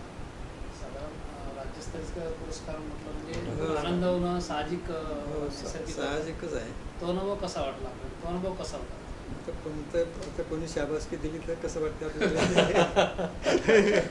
मोठी शाबासकी होती. मोठी शाबासकी. मोठी शाबासकी भेटली. शासकीय स्तरावरची शासकीय शाबासकी होती. स्तरावरची. आता तशी शाबासकी मला म्हणजे शासकीय स्तरावरून अशी पायरी पायरीने मिळत आली आहे. म्हणजे पंचायत समिती लेवलवरही माझं म्हणजे एक चांगलं शिक्षक म्हणून गौरव करण्यात आला शिक्षक दिनी. चंद्रपूर जिल्हा परिषदेने सुद्धा उत्कृष्ट शिक्षक म्हणून गौरवलं 85 साली. आणि लगेच पुन्हा 86 साली महाराष्ट्र शासनाने मग हा राज्यस्तरीय पुरस्कार दिला आणि गौरवलं. तर तो अनुभव म्हणजे असं वाटे का आपल्याला आता खरंच आपलं काम बरसलं पाहिजे. थोडीशी धन्यता वाटली. आपल्या कामाचं एक दखल चांगल्या प्रकारे घेण्यात आली बा. म्हणजे शिक्षकाचा जो राज्यस्तरावरचा जो सर्वोच्च पुरस्कार आहे तो आपल्याला मिळाला. आणखी काय काय शिक्कामोर्तब झाला आपल्या शिक्कामोर्तब झाला बा. कामाचा शिक्कामोर्तब झाला आपल्या. तर एक खूप चांगलं वाटलं. मग आपलं आईच्या पहिल्यांदा आशीर्वाद घेतला जाऊन. आणि आता ते आमच्या आईला काही समजत नाही कायचा पुरस्कार होईल काय ते काही नाही. पण ते आपल्याला वाटलं. मी एक आईची एक आठवण सांगतो या निमित्ताने. आई काम नदी त्याच्या पाया लागलं सर आपण. पाचा गावचा पाटील हो जो. उल्लेख आहे. तिची भावना. पाचा गावचा पाटील हो जो बाबा.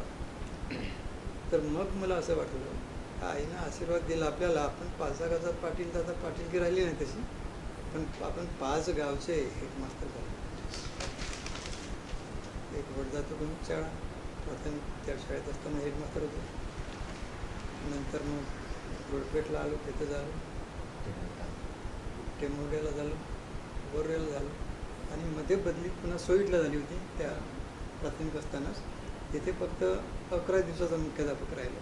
पण 5 गाव पूर्ण झाले. जी आईची संकल्पना आईची संकल्पना अशी असावी की चला मान सन्मान मिळावा. पाचा गावचा पाटील नाही का? हो. तर त्या एवढे त्या पालकाशी संबंध एवढ्या विद्यार्थ्यांशी संबंध आला. म्हणजे आपण एक पाटीलच झालो प्रमुख म्हणजे ते शाळेचे. तर आपण कोणत्या प्रश्नात चाललो होतो? ते शिक्षक पुरस्कार आणि तो अनुभव. तर तो अनुभव मग आमच्या बाईला सांगितलं, आमच्या वाईफला आपल्याला मिळून जायचं बा म्हटलं. हेट म्हणजे कायचा पुरस्कार मी चालली म्हणे माहेरी. मी माहेरी राहते तुम्ही जाऊन या म्हणे तेवढं 2-4 दिवस. अरे बा म्हणलं आता खूपच झाली. ते तिला चांगलं नमवावं लागलं. मग म्हटलं सगळे लोक तिकडं दोघं येतील, मी येते एकटा राहील बा. तिला चांगलं समजावलं. मग म्हणजे पत्नी पुढे नमतं घेण्याची ह्याची प्रवृत्ती सुरुवातीपासून आम्हाला वाटलं की आमचंच नमतं घ्या. नाही पुरस्कारातली हवा सगळी कुसुमताने काढून घेतल्यासारखी. ते काय करायचं म्हणजे तिला नाही, तिला आताही पुस्तक हे करतो का मी तिला त्यात कोणतं काम आहे कशाला हे करतो म्हणजे फालतू 2-3 खुल्या भरून ठेवल्या म्हणजे कचरा नसतं. त्यांचं विश्व नाही ते त्याचं विश्व नाही आहे. आता त्यांचा प्रयत्न केला होता. आता तो प्रश्न नंतर वगैरे येऊ शकतो पुन्हा. तर ते एक मग ती बाई तयार झाली आमची. आणि मग ते घेऊन गेलो होते. मग ते शंकरदयाळ शर्मा राष्ट्रपती त्या ते राज्यपाल होते. महाराष्ट्राचे राज्यपाल होते. आणि त्यांनी मग आम्हाला पुरस्कार दिला. आणि आम्ही त्यांना सदिच्छा दिल्या का तुम्ही राष्ट्रपती व्हा. ते राष्ट्रपती आताही लोक म्हणजे का तुमचा पुरस्कार हा राष्ट्रपतीने केला बा ते चित्र पाहून. तर आम्ही सांगतो का त्यावेळी ते राज्यपालच होते. आम्ही त्यांना बनवलं. गमती. तर खूप धन्यता वाटली त्यावेळी. त्या पुरस्काराचा आनंद वाटला. तितके लोकांचेच ते जे लोक आले होते त्यावेळी जवळपास 90 लोक असतील त्यावेळी महाराष्ट्रातले सगळे. तिथं लातूरला झाला तो. विलासराव देशमुख वगैरे ते पाटील वगैरे त्यांच्या ह्याच्यामध्ये मोठा ते खूप एक मोठा सोहळा अनुभवाला भेटला. आणि आपल्या कार्याचं चीज झालं बा अशी एक ती धन्यता. खूप चांगलं वाटतं. सर त्यालाच एक जोड प्रश्न आहे की साधारण पुरस्कार मिळवण्याच्या पहिले आता जशी पद्धत आहे मला आता जेवढं माहिती आहे तेवढं की तुम्हाला पुरस्कार मिळताना तुमच्या कामाचं एक हे जे असते दस्तावेज म्हणा ते करावं लागलं का, फाईल बनवावं लागली का, पाठवावं लागलं का? हो, फाईल बनवत होती ना. ते त्यांचं एक प्रोफॉर्म ठरलेलं आहे आणि त्यांनी तुम्ही आपली माहिती पाठवा म्हणजे पंचायत समितीच्या द्वारा असं ते होतं. मुख्याध्यापकाला पत्र येत होतं का अशी माहिती या ह्याच्यामध्ये. ती माहिती आपण भरून पाठवली. मग ते पंचायत समितीमध्ये जितके फॉर्म्स आले त्याच्यामधून मग काही ते निवड करून त्यातली जर चांगली वाटली ते जिल्हा लेवलला पाठवले. मग ते जिल्हा लेवलची पुन्हा कमिटी राहत होती. त्याच्यामध्ये जे आले मग 10 समित्या पंचायत समितीतले फॉर्म त्याच्यातून मग ते फक्त 2 किंवा 3 तिकडे पाठवते. हो, आणि त्याच्यातून मग ते होत होतं. आता आपण असं म्हणतो कधी कधी की ती पद्धती चुकीची आहे बा स्वतः. मी त्याच प्रश्नात येणार हां होतो. हां. तर मला असं वाटते की तुम्ही मला जास्त ओळखू शकत नाही. मी स्वतःला जितका ओळखतो आणि म्हणून मी स्वतः माहिती दिली की अधिक जास्तीची राहील. जसं सरांनी म्हटलं का आम्ही प्रश्न विचारू एखादी काही राहिलं तर तुम्ही आणखी काही सांगू शकता का. त्या पद्धतीचं आपण फॉर्म दिला म्हणून आपण काही खूप लहान झालो किंवा तो अहंकार प्रवृत्ती आणूच नाही आपण. त्यांनी म्हटलं बा माहिती द्या, घ्या, मग ती गुणदोषासहित द्या तुम्ही वाटल्यास. का द्यायचं असेल ते काही एवढं मला समजते एवढं नाही समजत. काही हे करा तुम्ही देतो समजा आणत ना काही. ही पद्धत योग्य आहे असं वाटतं. हो, मला ती पद्धती योग्य वाटते का ती तितकी माहिती बाहेरचा माणूस शोधून काढू शकत नाही. आता तुमच्यापर्यंत तो माणूस येईल काही सांगता येत नाही. त्या पद्धती तो तिकडे बसते सगळं का. आता पटवारी कोणाचे ते नकाशे ते दुरूनच आपल्या कोणाच्या घरी बोलावते किंवा दुरूनच विचारून घेते तुमच्या वावरात का पेरलं होतं. त्यासारखं तुमची माहिती दुसरीकडून घेऊन घेते. अरे हट याच्यात काहीच नाही म्हणते माहिती. आणि त्याची माहिती तो बिचारा विशेष सांगत नाही कोणाला तर तो माहिती पुढे येतच नाही. म्हणून असे ते लोक थोडेसे लपून राहू शकतात. समजलं का. आणि म्हणून त्याला जर संधी दिली नाही नाही बाबू तू हे माहिती पाठव मग त्याचं छाननी होऊ द्या ना तिला. मी सांगितलं का बरोबर. पंचायत समिती छाननी होते. ते छाननीमधून मग करतील ते कोणी. तरी सर एक त्याच्यातला पुढचा प्रश्न आहेच की 86 मध्ये आपल्याला जो पुरस्कार मिळाला हां. त्या काळामध्ये साधारण जे वातावरण होतं. आता अलीकडे जर पाहिलं तरी मला ही पद्धत मला जो पुरस्कार मिळाला तो तुमच्या कामाचा पुरस्कार होता. हो. यात शंका नाही आम्हाला. हो. किंवा आपल्यासारखे अनेक ज्ञानयोगी शिक्षक झाले की त्यांना तो पुरस्कार मिळवण्याची ते पात्रतेची होती. हो. पण आज परिस्थिती अशी आहे पात्रता की नसताना. ती पद्धत खूप सदोष व्हायला लागली असं नाही, वाटतं. नाही, त्याच्यामध्ये ती पद्धत सदोष व्हायला लागली की त्यातले जे राजकारण आहे ते सदोष व्हायला लागलं आहे. राजकारणाने ते शिरकाव केलेला आहे. या राजकारणी लोकांनी काय केलं आहे का आता तुम्ही सांगितलेली पद्धत काही आपला माणूस- पंचायत आपला समिती हां. जिल्हा परिषद शिक्षण संचालनालय आपलं पुण्याचं असं ते तो रूट आहे. काही लोकांना डायरेक्ट राष्ट्रीय पुरस्कार मिळाला आहे म्हणजे दिल्लीचा. म्हणजे सरळ हे पाठवून अच्छा म्हणजे या रूट ही सुद्धा न जाता डायरेक्टली. म्हणजे अशी ती हे आली तर ही आता ही कोणाची चूक समजायची. हां, त्या शिक्षकाची चूक की आणखी कोणाची चूक. नाही पण असे पुरस्कार घेताना असं इथं काहीतरी वाटत असेल ना त्या वाटलं व्यक्तीला. पाहिजे. वाटलं. नाही नाही आणि तेवढं घेऊनही त्यांची किंमत राहत नाही. नाही. कोणीच नाही, कोणी विचारत नाही. ते राहत नाही. पण सर काय झालं दुसरीकडं की जसं आजकाल म्हणजे पुरस्काराचं अवमूल्यनच झालं आहे. हा अवमूल्य झालं आणि त्याला- होते त्यामुळेच होते ना. छोटे सरांना पुरस्कार मिळाला लोकांना वाटतं की छोटे सरांचं काम आहे की हा. आपल्यासारखे अनेक लोक बरोबर. असतील. हा. पण आज असं चित्र आहे की पुरस्कारामध्ये चेहरे पाहिले त्याच्यातला एकाच दुसरा त्यासाठी तो पात्र आहे असं वाटते. हा. बाकी लोकांचे पुरस्कार सगळे लॉबिंग आणि राजकीय दृष्ट्या झालेले बरोबर आहेत. आहे, बरोबर. ही समाजासाठी अत्यंत वेदनादायक बाब आहे असं मला वेदनादायक वाटतं. बाब आहे. आणि यासाठी शासनानं आणि या जे कोणी त्या ठिकाणी असतील ते निवडकर्ते जे असतील समित्या असतील कोणत्या त्यांनी ही बाब लक्षात घ्यायला पाहिजे. आणि या शिक्षण क्षेत्रात तरी असं व्हायला नको. दुसरीकडे एखादी काही कुठं असेल तर हरकत नाही कुठं, परंतु शिक्षण क्षेत्रामध्ये असं व्हायला नको. पिढींचं नुकसान आहे सगळं. पिढीचं नुकसान आहे ना. म्हणजे बरोबर आहे. याला अनुषंगून एक व्यक्तिगत म्हणता येईल असा प्रश्न आहे हो, तर मी- की खूप सारे पुरस्कार आपणास मिळाले, म्हणजे अगदी लोकल लेवल पासून तर ग्लोबल लेवल. मी जेव्हा आयुष्याचा अभिलेख वाचला आणि वाचण्यापूर्वी सुद्धा माझ्या नोंदी होत्या त्या, की आंतरराष्ट्रीय स्तरावरच्या संस्थांनी सुद्धा एक व्यक्तिविशेष म्हणून तुमची दखल घेतलेली आहे. त्याच्यामध्ये आपली नोंद घेतलेली एक साहित्यिक म्हणून, आणि खूप सारे शेकडो पुरस्कार तुम्हाला मिळाले. आताच तुम्ही कुसुमताई थुटे यांचा उल्लेख केला की असा पुरस्कार मिळाला आणि ते म्हणाले की तुम्ही स्वीकारून. परंतु जसे जसे पुरस्कार मिळत गेले, जसे जसे थुटे गुरुजी लोकांमध्ये लोकप्रिय होत गेले, तसे तसे त्यांचा चाहता वर्ग सुद्धा वाढला. या चाहत्या वर्गामध्ये पुरुष पण असेल आणि स्त्रिया पण असेल. तर मग जसं तुमच्या शुभेच्छा द्यायला लोक येत होते, म्हणजे पुरुष मंडळी येत होते, तसं साहजिकच स्त्री वर्ग सुद्धा येत होता. मग याची असूया कुसुमताईंना कधी वाटली का? नाही नाही, त्याची असूया नाही वाटली. तिला वाटली नाही तशी. तिला वाटलं का नाही काहीतरी असलं पाहिजे ना चांगलं, म्हणून ते सगळे लोक येत आहे. ते आपला विश्वास होता.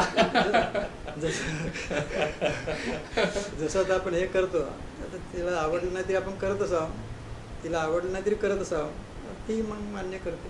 त्या पद्धतीचं ते आहे आता. आणि दुसरा एक प्रश्न होता, हा व्यक्तिगत प्रश्न होता, की माणूस जसा लोकप्रिय होतो व्यक्ती म्हणून किंवा त्याच्या साहित्य कृतीतून किंवा कुठल्याही एका कामातून, तर तसे त्यांचा एक वर्ग सुद्धा वाढतो. प्रेम करणाऱ्या लोकांची संख्या वाढते.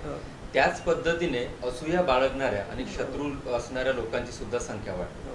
तर तू या पूर्ण कारकिर्दीमध्ये असे काही लोक तुम्हाला भेटले आहेत का, की तुमच्यावर प्रेम करणारे तर होतेच, परंतु तुमची असूया करणारे असे काही लोक भेटलेत का? त्यांचा काही आठवणी आहेत का?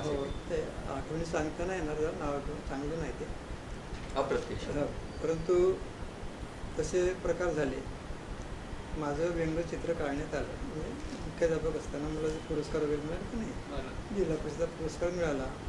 हा का जिल्हा परिषद पुरस्कार. पुन्हा काही लोक, माझा नागपंचमीचा जन्म, नागपंचमीला काही लोक आपल्या स्टाफमधले घरी यायचे आणि मला शुभेच्छा द्यायचे. त्याचं भांडवल करून ते व्यंगचित्र काढलं. नागोबा दाखवला. ते जे लोक होते जसे करणारे ते तसेच चेहरे करून असे व्यंगचित्र काढण्यात आलं. पुन्हा आता थोटे सरांना आपल्याला पुरस्कार द्यायचा आहे, नी नवी खाली. अच्छा.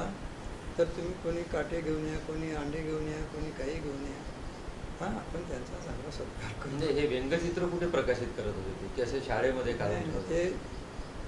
ते शाळेतल्या काही लोकांना वगैरे त्यांनी असेच वाटले, म्हणजे प्रकाशित नाही केलं. असूया म्हणून ते एक मजा घ्यायची बा काही लोकांना. आता ते व्यंगचित्र का नाही, मी ते जवळ ठेवायला पाहिजे. मी वापस करून दिलं, ते दाखवलं, जाऊ दे म्हणलं. ते काय ते तेव्हा ठेवायला पाहिजे होतं, ते नोंद आली. तर ते आहे. कोणी पुन्हा ते आता दारूवाले जे होते काही लोक, त्यांच्या विरोधात आणि बाकीचे स्टाफमधले काही लोक त्या हॉटेलमध्ये जायचे वगैरे. आम्ही टेंगणे सर आम्ही जात नव्हतो. स्मिताच्या ते सासरी. अच्छा. तर ते त्याच्या मार्फतीने, त्या दारूवाल्याच्या मार्फतीनं कधी कधी काही वेळा धमकी. तर ही धमकी जरी मिळाली अशी बाहेरून आम्हाला, तरी आपण काही त्याचं मनावर घेतलं नाही. तरी त्यांनी आपला पोलीस खात्यासारखा आपला ड्रेसही घालून, आपला ते दारूचा हे नाही राहते का तो आपला इन्स्पेक्टर, तो त्याला वगैरे बोलावलं होतं त्यांनी. ते आमचं रेकॉर्ड वगैरे पाहिलं होतं. तर हे असूयातले ते भाग तसं. आणि हे बाप काही आमच्या टेकमुड्याला असताना जवळ गाव आहे पिंपळगाव, तिथल्या काही लोकांना कळली. मी पालक पाहतो, तिथले पालक, त्यांना का वाटलं का छोटेसरांना कोण धमकी देणार, हे लाटाकाट्या घेऊन आले. म्हणजे तिथे प्रसंग आहे ना, ते लोक आले 10-12. आणि कोणती व्यक्ती सांगा म्हणजे. मग मी त्या व्यक्तीचं नाव सांगितलं नाही, काही नाही, कोणी नाही. ते असंच. पण त्या लोकांना जो संदेश द्यायचा तो गावकऱ्यांनी दिला. आणि असे मुलं जेव्हा गावाचे लोक भेटले, हेच आपल्या कामाची पावती आहे पुरस्कारापेक्षा. म्हणजे थुटे गुरुजींना जे पुरस्कार मिळत गेले ते लोकांना बघवले गेले नाही. म्हणजे थुटे सरांच्या आयुष्याच्या अभिलेखामध्ये एक छान वाक्य आहे की ज्यांचे डोळे आले आहेत ते सूर्यकिरण बघू शकत नाही. बघू शकत नाही ते आपल्या शेवाळकरांचं. शेवाळकरांचं. शेवाळकरांचं. सर साधारण ह्या सगळ्या साहित्य प्रवासामध्ये आणि आणि आपण ज्या साहित्य परिषदच्या वतीनं आम्ही आपली मुलाखत घेतो आहे तर जगद्गुरू तुकोबाराय साहित्य परिषदची नाळ आपली कशी जोडली? कारण या भागामध्ये साहित्य परिषदचं एक मोठं प्रश्न म्हणजे आपले प्राध्यापक दिलीप चौधरी सर. साधारण मराठा साहित्य संमेलनामध्ये आपल्या नावाला ग्रंथदिंडी निघाली. तर साहित्य परिषदची आपण नेमकी कधी जोडला? साहित्य परिषदे हे जे आहे म्हणजे जगद्गुरू आपल्या मराठा सेवा संघाची शाखा जी आहे हे बरोड्यात काही सुरू झाली सुरुवातीला. आणि त्यानिमित्तानं काही लोकांना ते आम्हाला पण निमंत्रित करायचे. त्याच्यातून मग हे वाटलं. मग ते साळुंखे साहेब आले, कधी बनगर साहेब आले. याच्यातून ते थोडंसं मग उपस्थिती हे झाल्यामुळे कोणत्या वर्षी सर साधारण? आता ते साधारणतः तिकडं 3-4चा काळ असला पाहिजे, 2003-4 वगैरे. आपले पारखी साहेब आहे एक चंद्रपूरचे, त्यांनी एक पुस्तक प्रभाकर पारखी.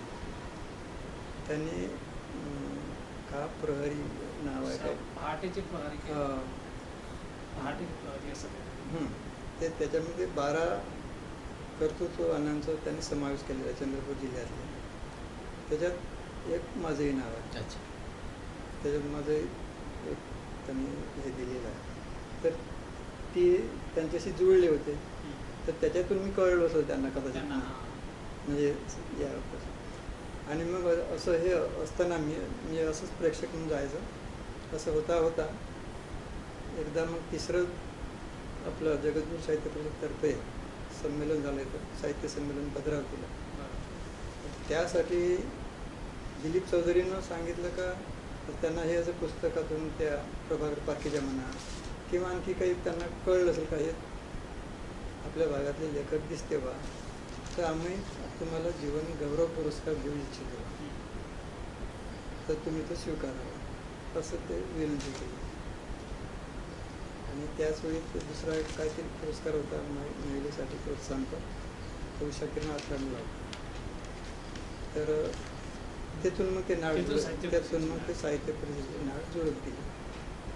आणि मग त्यानंतर साळुंखे साहेबाचे व्याख्यान झाले. त्याच्यातले एका व्याख्यानाचा अध्यक्ष मी होतो.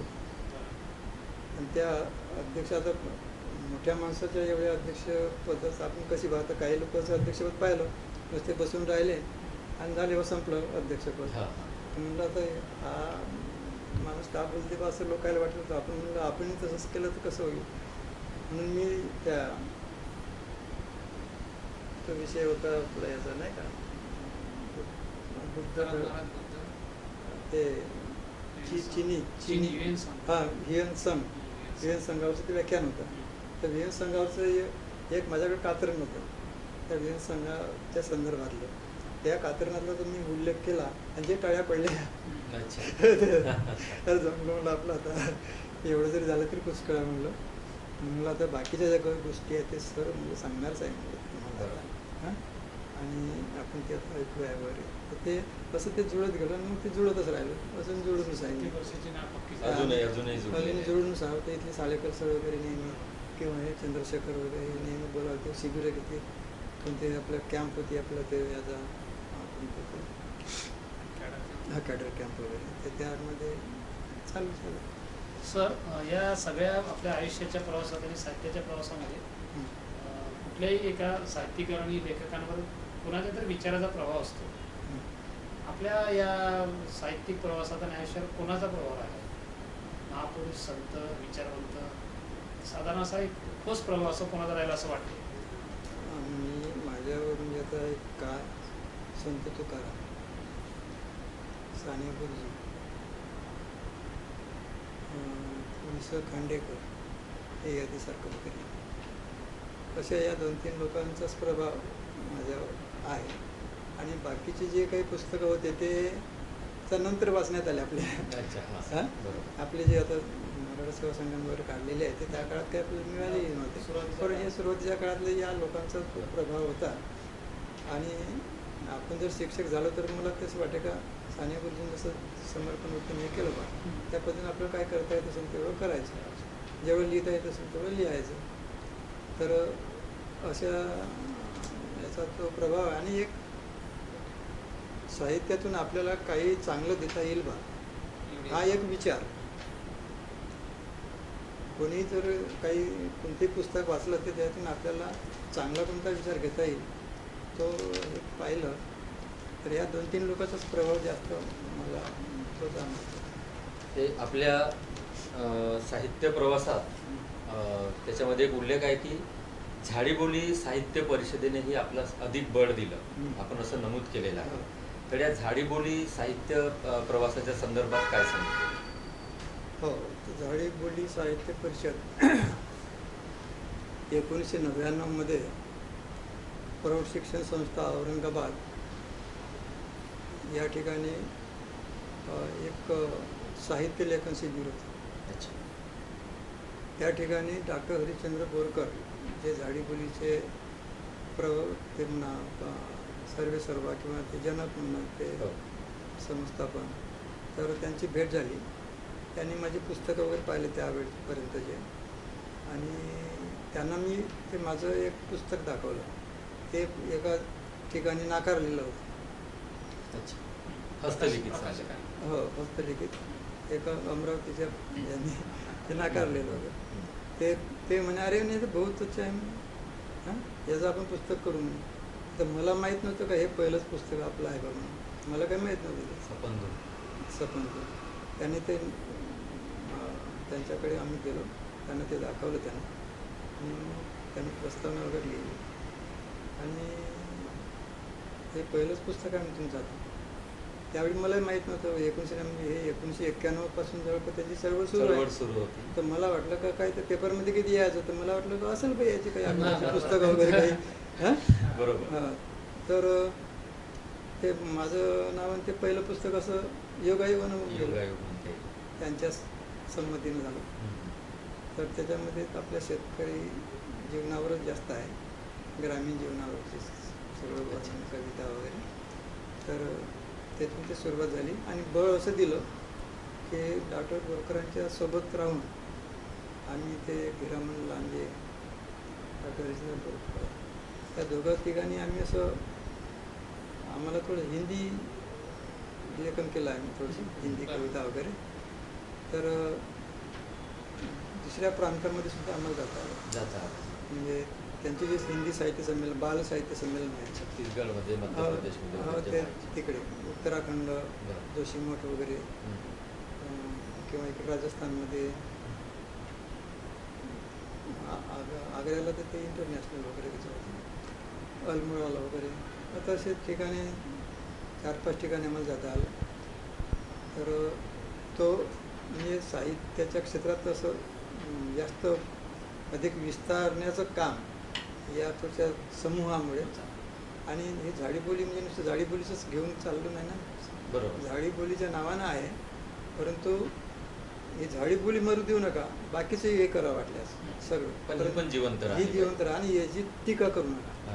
अरे ह्या का झाडप्या, हे का तुलेन मले म्हणते असं म्हणू नका. त्याला तुलेन मले म्हणू द्या, त्याची अभिव्यक्ती समजून घ्या फक्त. बरोबर. अशा प्रकारे ते हे असली आपली संकल्पना असल्यामुळे बाकीचे जे तुम्ही चांगल्या प्रमाण भाषेत लिहित असाल मराठीत तरी हरकत नाही. आणि म्हणून बाकीचे प्रमाण भाषिक लोकांशी संबंध तो वाढत गेला. तो एक ग्रुप चांगला मोठा होता. आणि त्यामुळे ते बळ मिळालं का मलाही.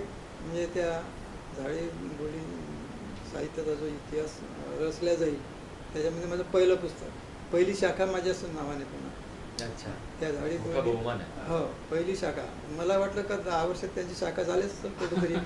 हां म्हणजे एखादी शाखा तुम्ही काढून घ्या म्हणजे त्याची पहिली शाखा. तर ते शाखेचं उद्घाटन आणि या पुस्तकाचं प्रकाशन एकाच वेळी. तर ते पहिली शाखा म्हणजे ते आपल्याला नकळतच झालं. तर त्यामुळे अधिक लोकांशी संपर्क आला डॉक्टर बोरकरांमुळे वगैरे. तर या चळवळीनं अधिक समृद्ध होत आलं तसं. असं म्हणतो. बरं हां त्यांनी या चळवळीच्या सोबत बाकीचे जे आपल्या लोककला आहे त्याचे ते काम या चळवळीच्या मार्फत ते करतात. बरोबर. शाहिरी कार्यक्रम आहे तर त्यासाठी ते मला ते बोलत होते, पाहुणे म्हणून बोलवायचे, हे करायचे ते करायचे. तर त्यामुळे आपल्याला थोडंसं अधिक समृद्ध होत आलं म्हणून ते बळ मिळालं असं मी म्हणू शकतो.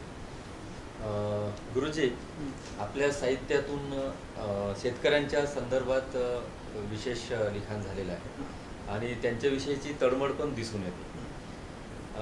एक आपला लेख गाजलेला होता की ज्यामध्ये आपण शेतकऱ्यांच्या आत्महत्याची कारणे आणि उपाय सुचवले. अलीकडे आपण बघतोय की शेतकऱ्यांचं आंदोलन गेल्या 7-8 महिन्यापासून सुरू आहे. सरकार त्याकडे लक्ष देत नाही किंवा शेतकरी आत्महत्या दिवसेंदिवस होतच आहे. तर आपल्या मते शेतकरी आत्महत्यांची कारणे कुठली आहेत आणि त्याच्यावर काय उपाय सुचवता येतील की शेतकऱ्यांच्या गळ्याभोवती हा पडणारा पास जो आहे तो सुटेल? हो, त्याच्याबद्दल मी लिहिलं होतं. ही जी कारणं आहे ती कारणं जर आपण हे केली तर आपापत पास सुटू शकतो. शेतकरीची जी शेती आहे शेतकऱ्याची ही तर निसर्गावर अवलंबून आहे आणि निसर्ग हा कधी धोका देईल काही सांगता येत नाही. तर अशा या परिस्थितीमध्ये पाऊस पाणी बरोबर जर आलं तर चांगलं पीक, नाही तर नाही. अशा याच्यामध्ये असल्यामुळे त्याला जे मिळायला पाहिजे ते मिळत नाही. हे एक कारण झालं त्याचं म्हणजे निसर्ग. दुसरी गोष्ट त्याला जे खत पाणी पाहिजे, म्हणजे काही आणखी संसाधनं पाहिजे किंवा नवीन तंत्रज्ञानाला त्याचा काही उपयोग करता येईल का, कोणत्या नवीन योजना आहे का, ह्या ज्या गोष्टी आहेत त्याची त्याला अज्ञान असते. आपलं शेतीने. दुसरी गोष्ट एखादी पाऊस पाणी चांगला झालं, सगळं काही बरोबर झालं, पीक पाणी चांगलं आलं तरी तो माल घेऊन गेला का बाजारात कोणी घेत नाही,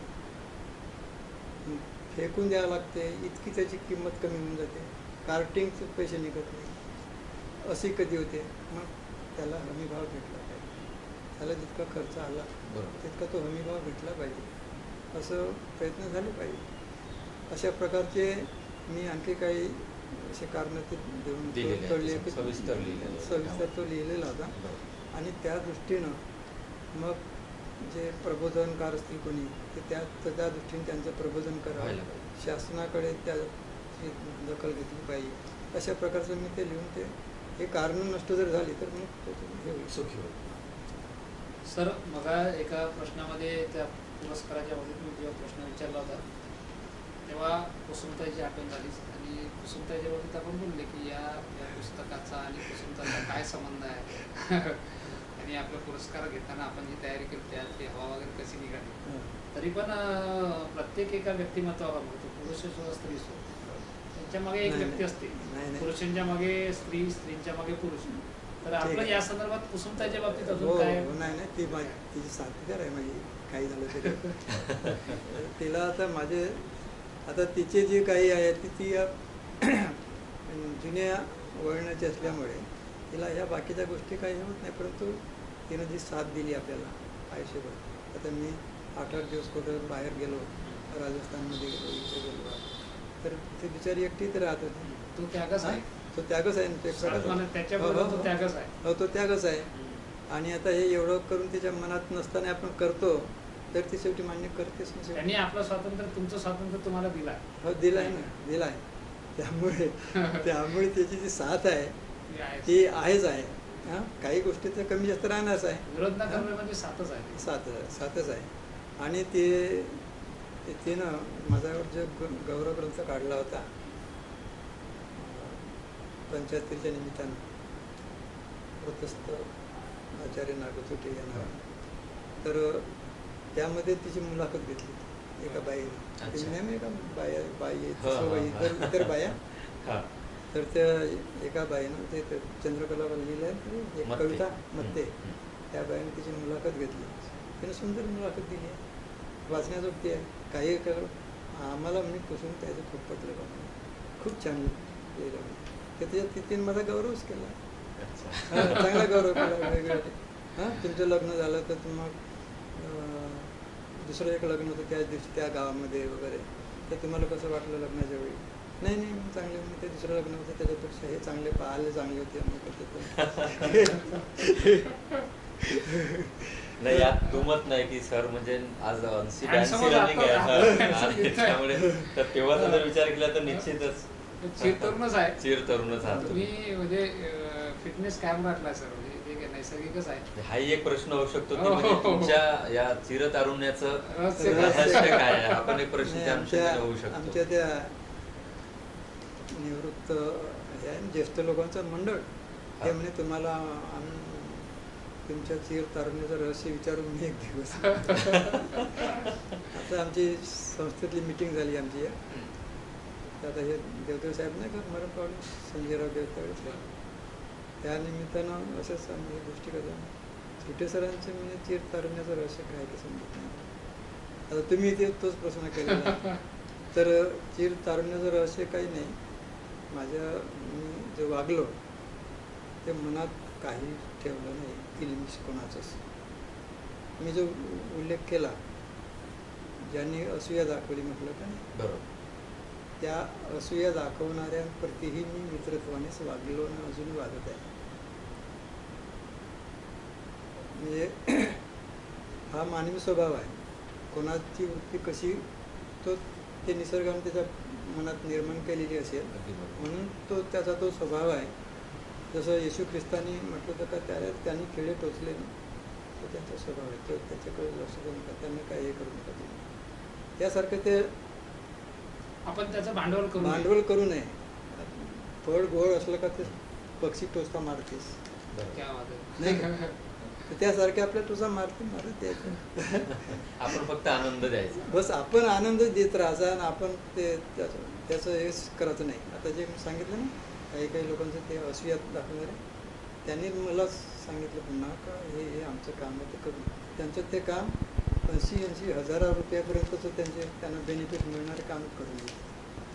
तर ते तुम्ही त्यांना पण नाही आनंद नाही केलाय. हो म्हणजे नाही त्यांनी सांगितलं दुसऱ्यांना जवळ मग आम्ही यांना खूप त्रास देतो छळ हे त्यांनी छळलं आणि ते ज्यांना सांगितलं ते म्हणजे आम्ही त्यांना देव माणूस समजतो म्हणे तुम्ही त्यांना छळलं म्हणे खूप कमाल आहे तुमची अशा हो म्हणजे अशा प्रकारचं त्यांनी वक्तव्य केलं होतं.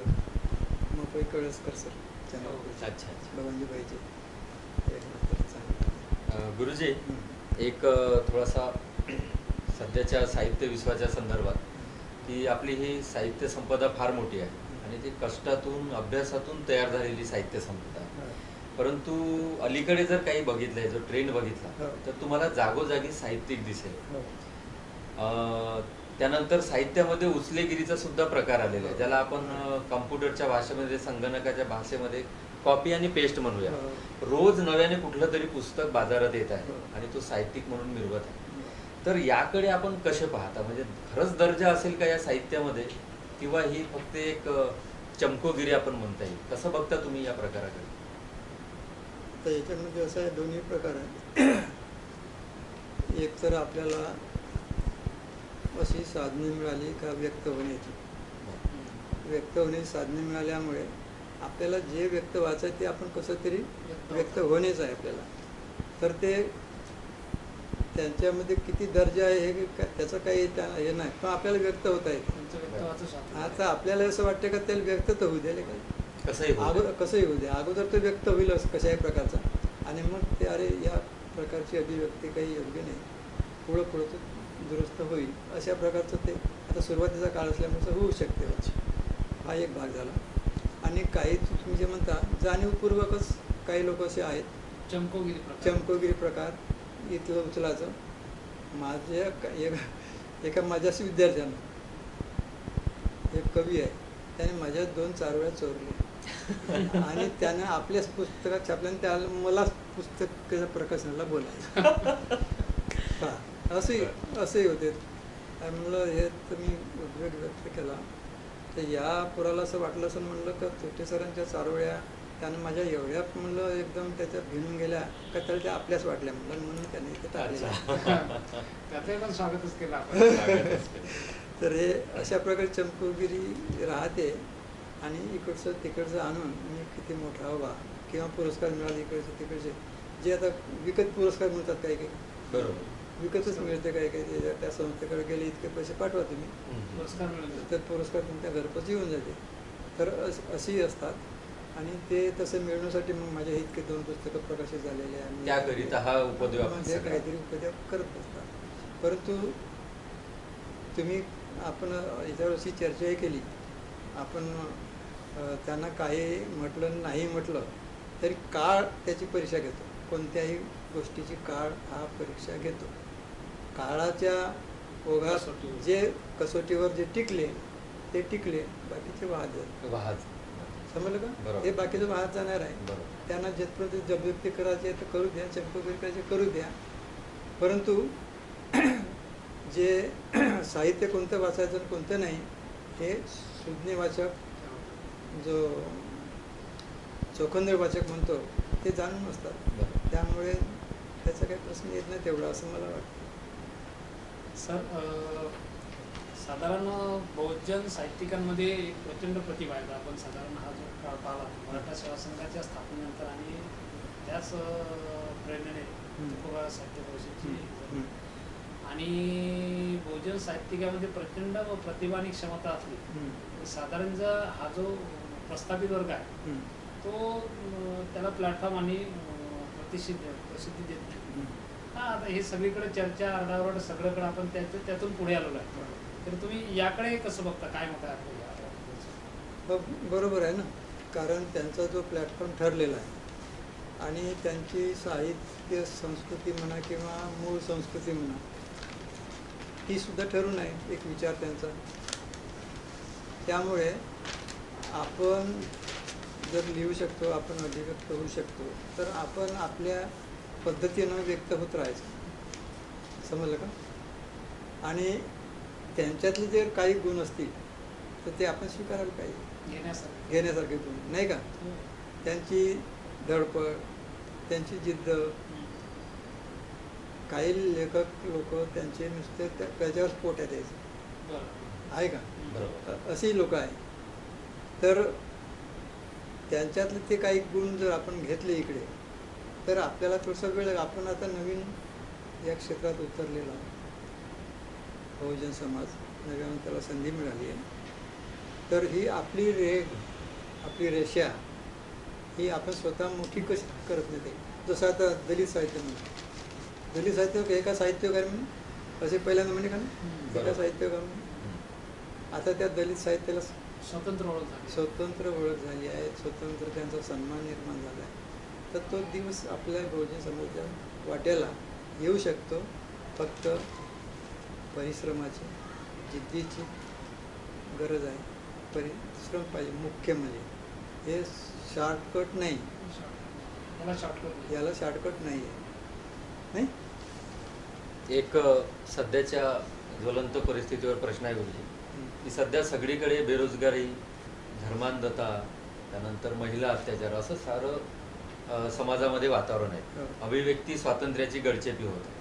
अशा प्रसंगी साहित्यिकाकडून ही अपेक्षा असते की त्यांनी व्यवस्थेविरुद्ध बोलायला पाहिजे, जे चूक आहे. मात्र साहित्यिक जर बोलले तर निश्चितच त्याचे अनुयायी, त्याचे जे वाचक आहेत, त्याचा जो चाहता वर्ग आहे, त्यांच्यामध्ये ती प्रतिक्रिया उमटत असते. मात्र असं सगळं होत असताना या पूर्ण अखिल भारतीय स्तरावर जे नामवंत साहित्यिक आहेत, हे नामवंत साहित्यिक चुप्पी साधून आहेत, तर ते व्यक्त होत नाही. तर यांचं असं चुप्पी साधणं तुम्हाला पटते का? हे बरोबर आहे. तुमचं नामवंत साहित्यिक जे आहे त्यांचं ते काही बोलले तरी त्याची दखल घेतात कोणी. बरोबर. त्यांनी बोलायला पाहिजे ते. आणि ते जर चुप्पी साधत असेल, पण मला वाटते काही काही वृत्तपत्रात मी वाचलेलं आहे की बोलतात काही. संख्येने कमी आहे, संख्येने कमी आहे. आता व्यवस्थेविरुद्ध बोलायचं तर काही साहित्यिकांचं कसं असते, नामवंत जरी असते तर त्यांचा अभ्यास राजकारणाचा नसतो. त्यांचा एक विशिष्ट विषय असतो, हां, विशिष्ट क्षेत्र असते, त्यांच्यामध्ये त्यांचं जेवढं हे असते.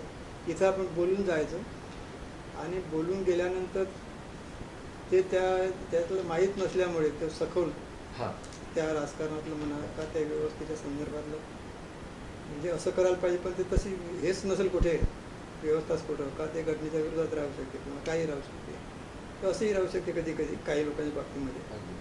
विपर्यास होऊ शकतो. हा विपर्यास होऊ शकतो. म्हणून ते हे टाळतात. विचारवंत लोक एकदम तसे बोलायला पाहत नाही. म्हणजे बोललं तर मग ते तावून सुलाखून ते लिहावं लागते.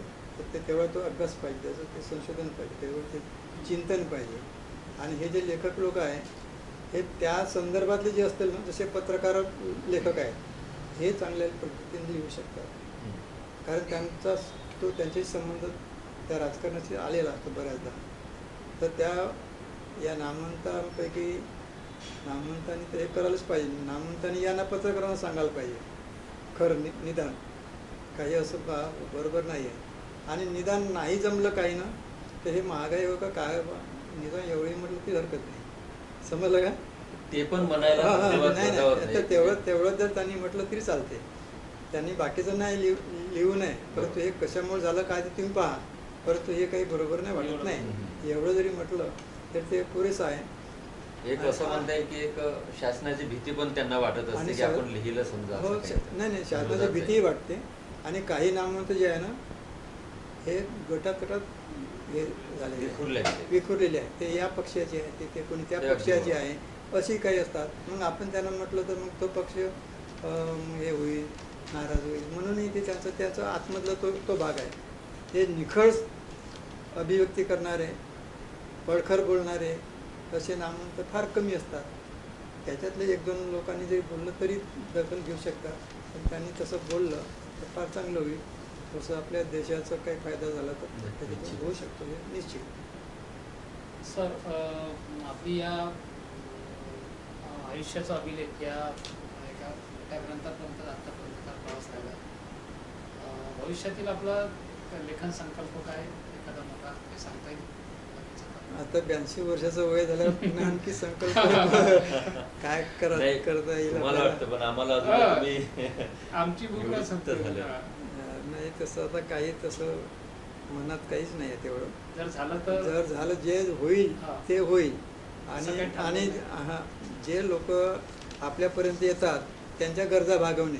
आता जे नवोदित लोक आहेत त्यांना मार्गदर्शन करणे. त्यांना जर आले काही तर त्यांना आपण 4 गोष्टी सांगणे तुकारामाच्या शब्दामध्ये. आणि मी एक केले होते का माझं हे साहित्य शब्दयात्रा कशी आहे की, तर माझं शब्दयात्रा म्हणजे कशासाठी आहे का, हां,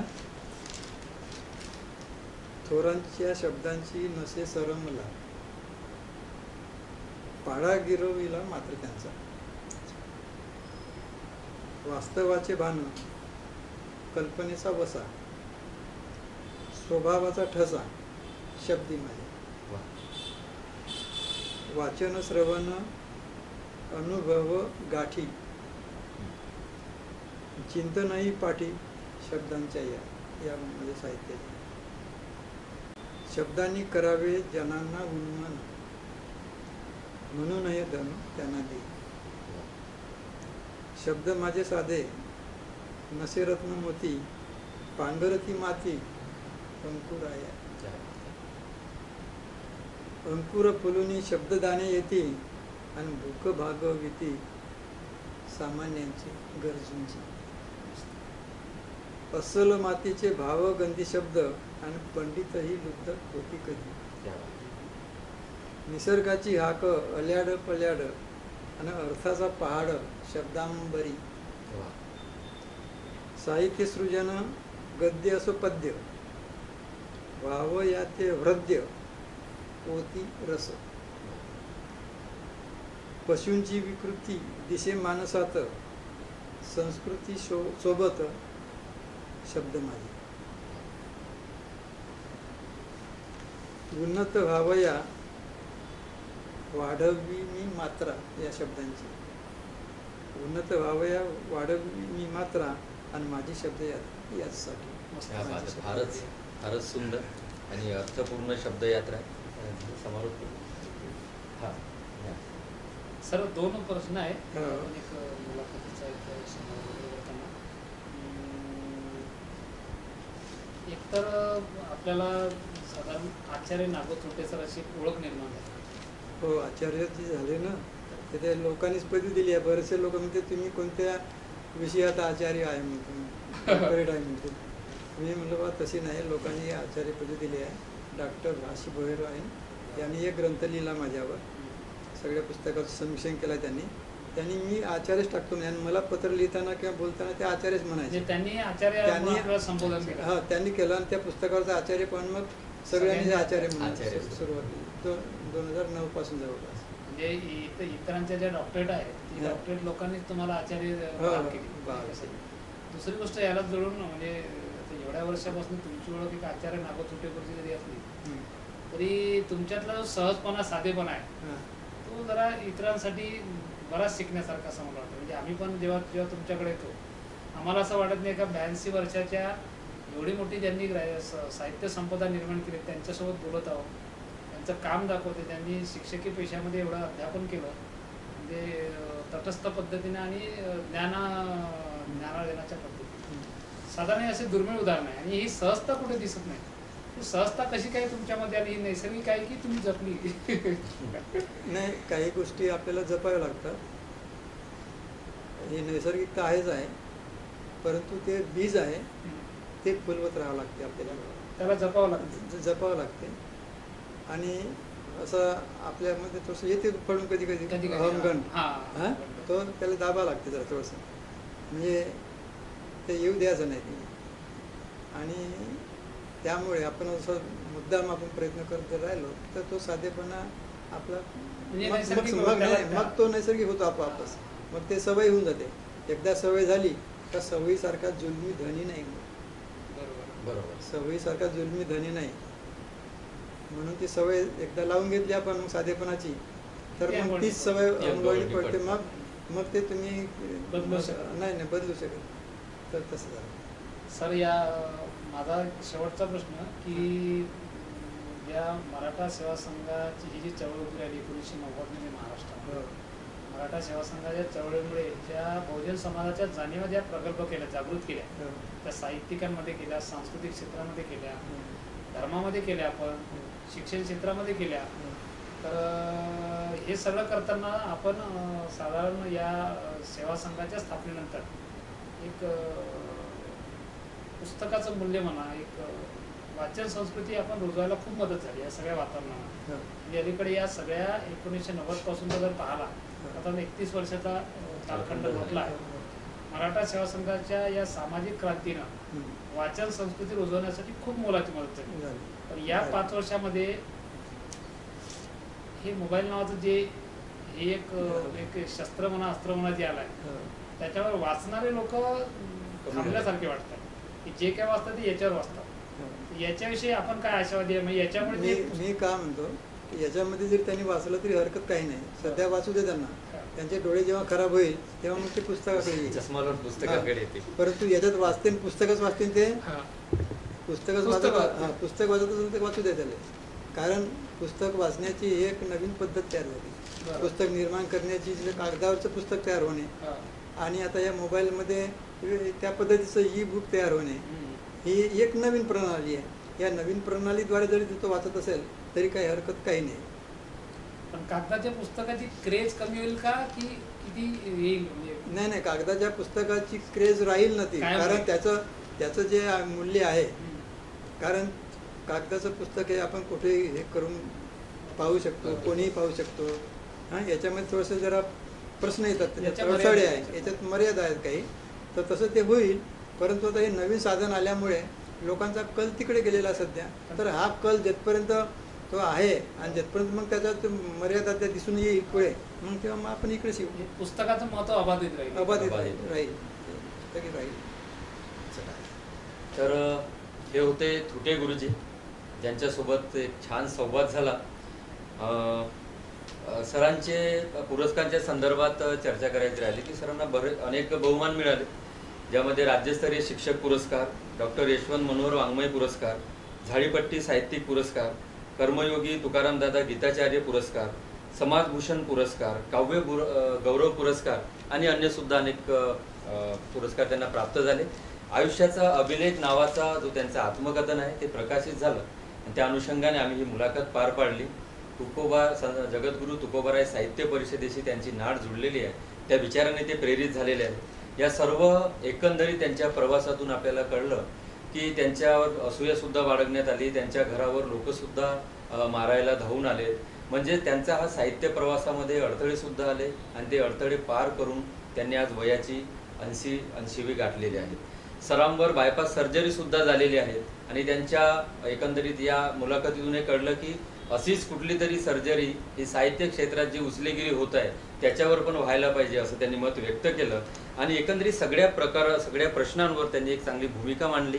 आणि हा एक बहुमान जो आम्हाला प्राप्त झाला, मी स्वतः आणि आमचे मित्र संजय भाऊ घोडे, हा बहुमान मुलाखत घेण्याचा एवढ्या मोठ्या व्यक्तिमत्वाचा बहुमान आम्हाला आमच्या जगद्गुरू तुकोबाराय साहित्य परिषदेच्या अध्यक्षा डॉक्टर निर्मलाताई पाटील, विभागीय अध्यक्षा पुष्पाताई बोंडे आणि नागपूरचे अध्यक्ष संजीवजी कोंडेकर यांच्याकडून प्राप्त झाला.